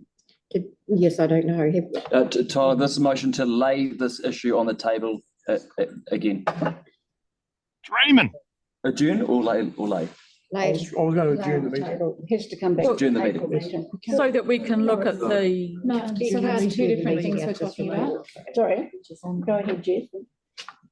So we've got the motion to lay it on the table. Yep. Did Debbie second that motion? Debbie did. Okay. Yes, I did. So can I just ask the implications of lay on the table versus adjourn? Because So laying on the I don't table want to, takes it to our next board meeting in April. which I don't want to be doing, Adjournment means we come back as soon as possible. come back, we set an alternate date to come back. My intention is not to lay it on the table for the next meeting because that puts the funding at risk. My intention is to bring it back at the earliest of convenience so that we can still try and hit the funding targets and still have the option considered that we need to have considered. So do you want to adjourn the So do you meeting? want to amend your motion then? Yes. To have it, okay? Yep. Okay, so sorry, my misunderstanding. So the motion is to adjourn the meeting and request that staff provide. Is that right? Yep. Provide alternative options, I think, Mohammed. Yep. And request And so staff we need to put a provide. date on that as well. Mhm. So if you want to adjourn the meeting, so you Yes. need to agree on a meeting date. So if you could suggest one that can be put into this motion. Tuesday, the 2nd of April, that works for us on the show. Well, it's whether that's soon enough. It's the day after. Funding isn't it? Oh, just, what about the The next board meeting is the 11th of April. Oh, 11th, okay. You know, we want to do it. I would be trying to find a time next week if we can. Sorry, what date were you suggesting?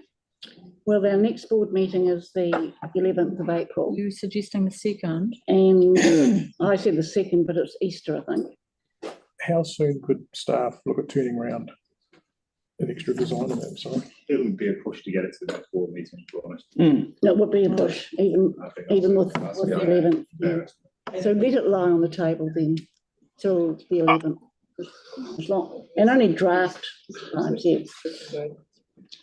Would it need to be shouldn't do, isn't it? Right turn. Existing. Really tough to check. Oh, I see, you have to consult. You'd have the draft That would be designs and part of then the the advice that would come back with that. We would need to bring the advice back with that. So it would be an addendum to the report. Adjournment to, or lie on the table to the next board meeting. The report lie on the table, but we would need to provide you an addendum to that report. Okay. You Provide okay? The design and the advice. You okay with that, Mark? So Debbie? I guess if that's all they can do. Yeah, it's what Easter. This is too big an issue for the community to get wrong. Absolutely. For my community, not our yours. community, not No, just your sorry. No, it's community. not. Local communities that you're disregarding. So No, sorry, You point know. of Point of order. order. Point of order. Sorry about this, Ridiculous. Tyler. Can I just say to, It's, yeah, I think it's everything else is going through. All right, So it's just this particular intersection. So no, it's not going through yet. We need to still vote on it, right? yeah. Oh, yes, absolutely. Tyler, keep your pants on, mate. Yes, Listen absolutely, to her. Tyler. Now, if you, look, can I just say that, just for clarification, this is a major intersection that We clearly can't make a decision on because we're a We dysfunctional can't board. get it wrong. so let's bring it back. We that's have, not true. It is very true. Look at us. Look at us. well, this, We're looking after our community. No, can We I- don't look like it. We don't. Wow. No one watching this Point of meeting- order, disinformation. You're not looking after your community. No one watching this Look, meeting. we thinks are we're looking very- after This, the community. excuse me, Madam Chair, this is exactly why I requested, when I was talking about the chairmanship issue, about perhaps. I'll bring it No, back I to think- focus. Look at us I collaborate. am. We are, I am. just on this issue, Andre. People are accusing us Debbie, of, but we have a motion on the table. Let's focus on that. Faye, can you read the So we'll motion just go again? back again, Mark, to Thank lay you. on the table. Are you happy with that? If that's all the staff can do. Okay. To It'll be lay the on the 11th of table April. until the next meeting, is that right? Yes. On the 11th of Until the April. next meeting, to seek additional information on alternative design options to mitigate the risk of crashes at the intersection of Main South Road, Riccarton Road and Wildhurst Roads. Okay, now we Okay. have a second. Yeah, we had a mover, Mark, and a seconder, Debbie. Debbie, and we just put the motion. Put the motion. So I'm going to put the motion. All those in favour say aye. Aye. Against? No. No. Right. Okay, division's called, Andre, No. Mark, yes, Debbie, no. no, Yes. yes, no. I was going to say yes. And Tyler, sorry, No. no. So that's a draw. So it's not carried. So now we're It's lost. going to move the officer recommendations. Let's just through the community. Second. So Faye Okay. was sort of that even, was it? Was even, yeah. Even, okay. Okay, so now Andre's put the motion to move the staff recommendations. Okay. Marie seconded it. Second. Or Marie, either. Yeah. Okay. So do you want to speak to it, Andre? Nope. You don't? I want staff to be able to go home. That's not a basis for making a decision. Okay. I don't have to speak to it, and I'm not going to speak to it. We've been speaking about this for possibly about 8 hours now, all meetings combined. Oh, I'm sorry I'm about satisfied with the council. information Yeah, I'm sorry in front about of that. us. Staff have provided us all sorts of information. I'm happy to make the decision. Okay, so So Marie that's wants to speak Yes. and then we'll. If you'd like to speak, Yes. Marie. So Mark. advocating for our communities is our role as community board members. The Local Government Act 2002 requires us to consider the views and preferences of our community, particularly those who are likely to be affected. However, being a decision maker is not about taking sides, but in having regard to all relevant matters before us. It is about making an informed decision. The purpose of the proposed changes is to mitigate the ongoing risk to all users at the intersections in Church Corner to improve safety for all.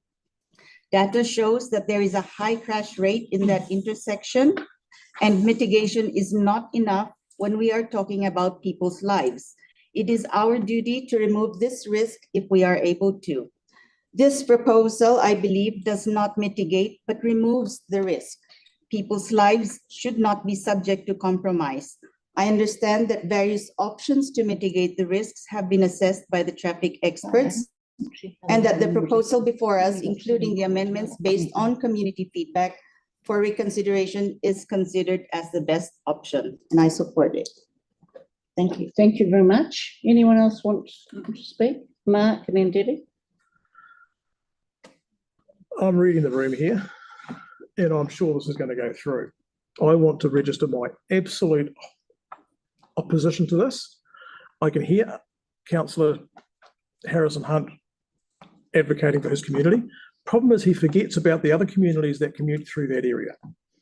And by closing this right turn, you are going to create traffic chaos a few hundred metres away, forcing everybody to go up to that Curlitz Road, down Yaldhurst Road.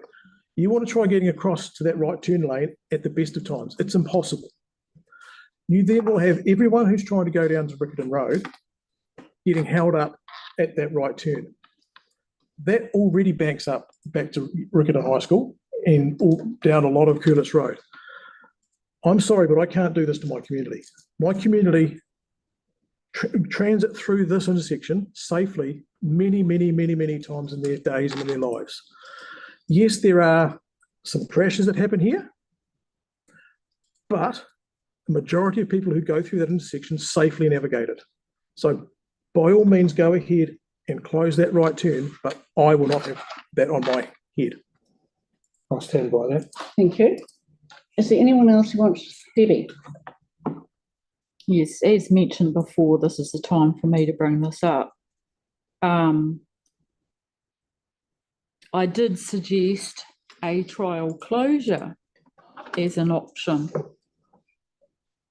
The trial closure would be very clear in consequences and effects of that.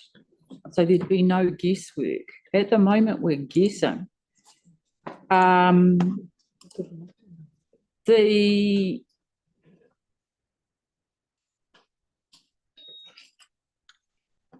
closing of that right turn will have the effect of doglegging, congestion and other intersections, especially onto an NZTA road where they have specifically requested to please consider that in our decision making not to add congestion to their roads. And I'm talking about turning left from Main South, not being able to turn and navigate safely across on Curlitz to get onto Yaldhurst to proceed through. We have requested, as Mark has said, to trial remediation.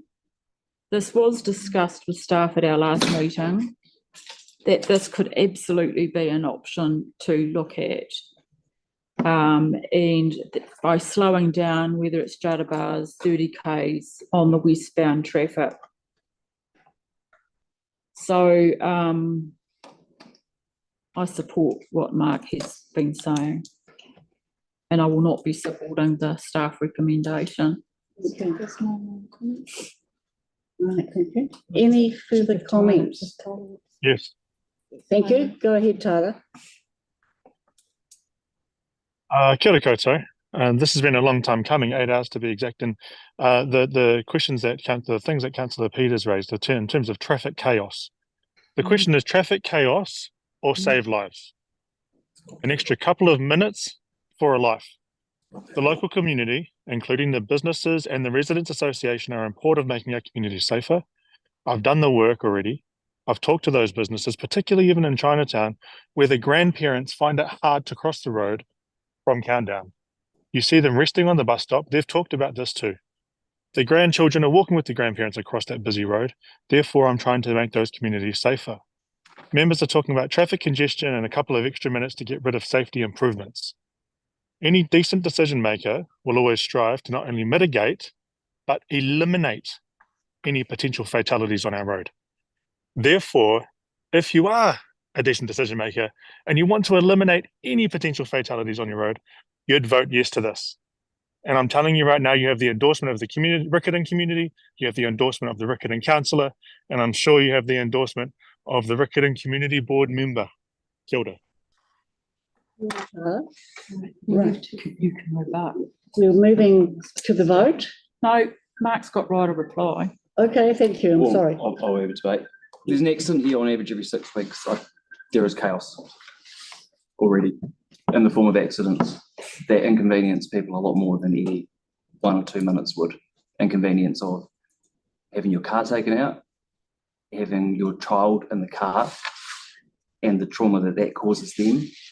Once every 6 weeks, there's an accident here. There's no point in pretending these don't happen. No, you What's said the the next- accident. No, There's been no. 80 No, accidents no, over 10 Andre's years, thinking. and that means on Yep, average, sure. every 6 weeks, Yep. there is an accident at that intersection. Oh, That is inconvenient for people. That is It is. very I said inconvenient. every Yeah. 6 weeks, Yeah. when it's Yeah. 87 and 10 So years. can I ask So you, you're gonna have- Because I've got a calculator.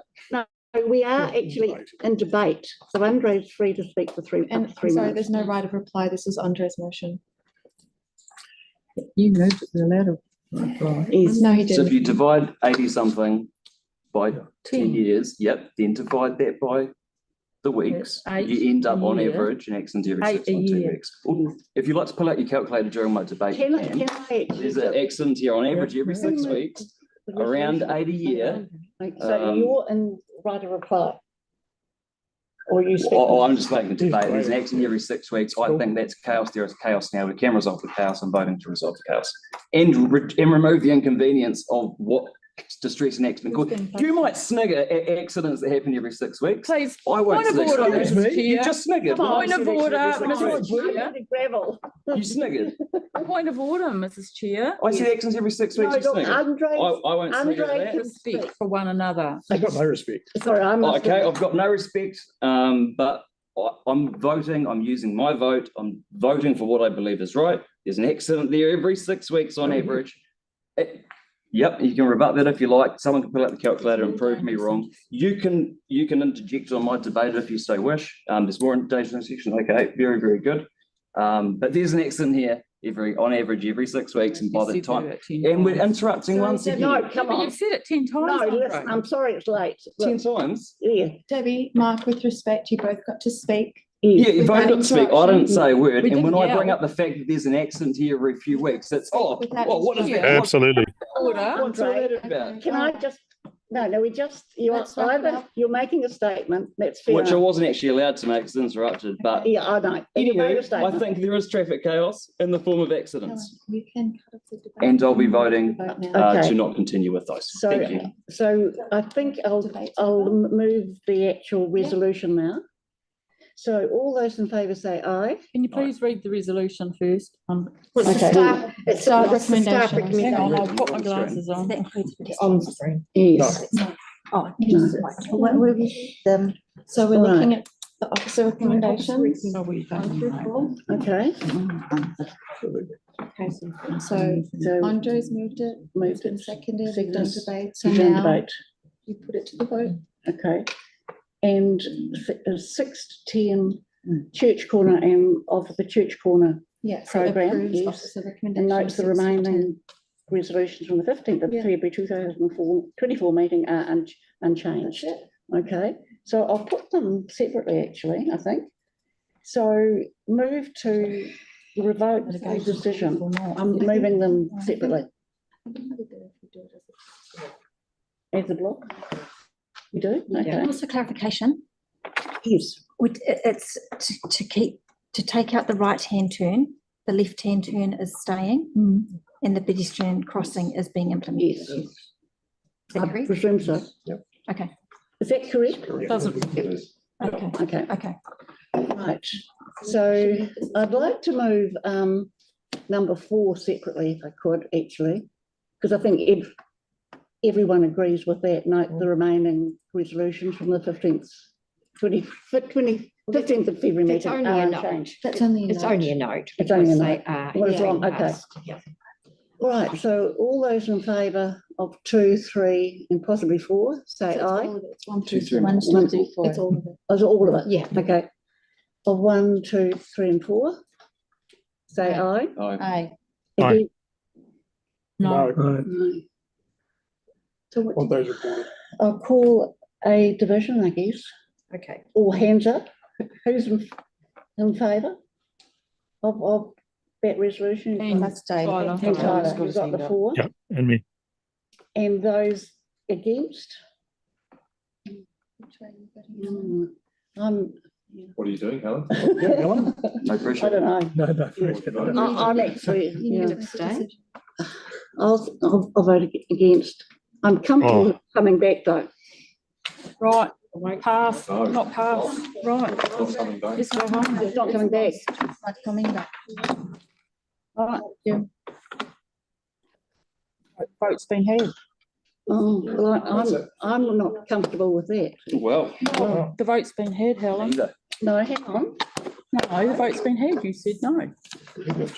Well, I would have liked to come back to this. Well, we still probably, Well, we asked. And then you for have to move on to the next item. This is, Okay. Done this now. has just been Okay. concluded. Okay. It's lost. Where to now, guys? What's the plan? Going to the next item. It's lost, Elected Taylor. members of the. Yeah. No, it's equal. It's equal, but it didn't pass. It didn't pass, it's lost. I know. The status quo remains. Status quo. Yeah.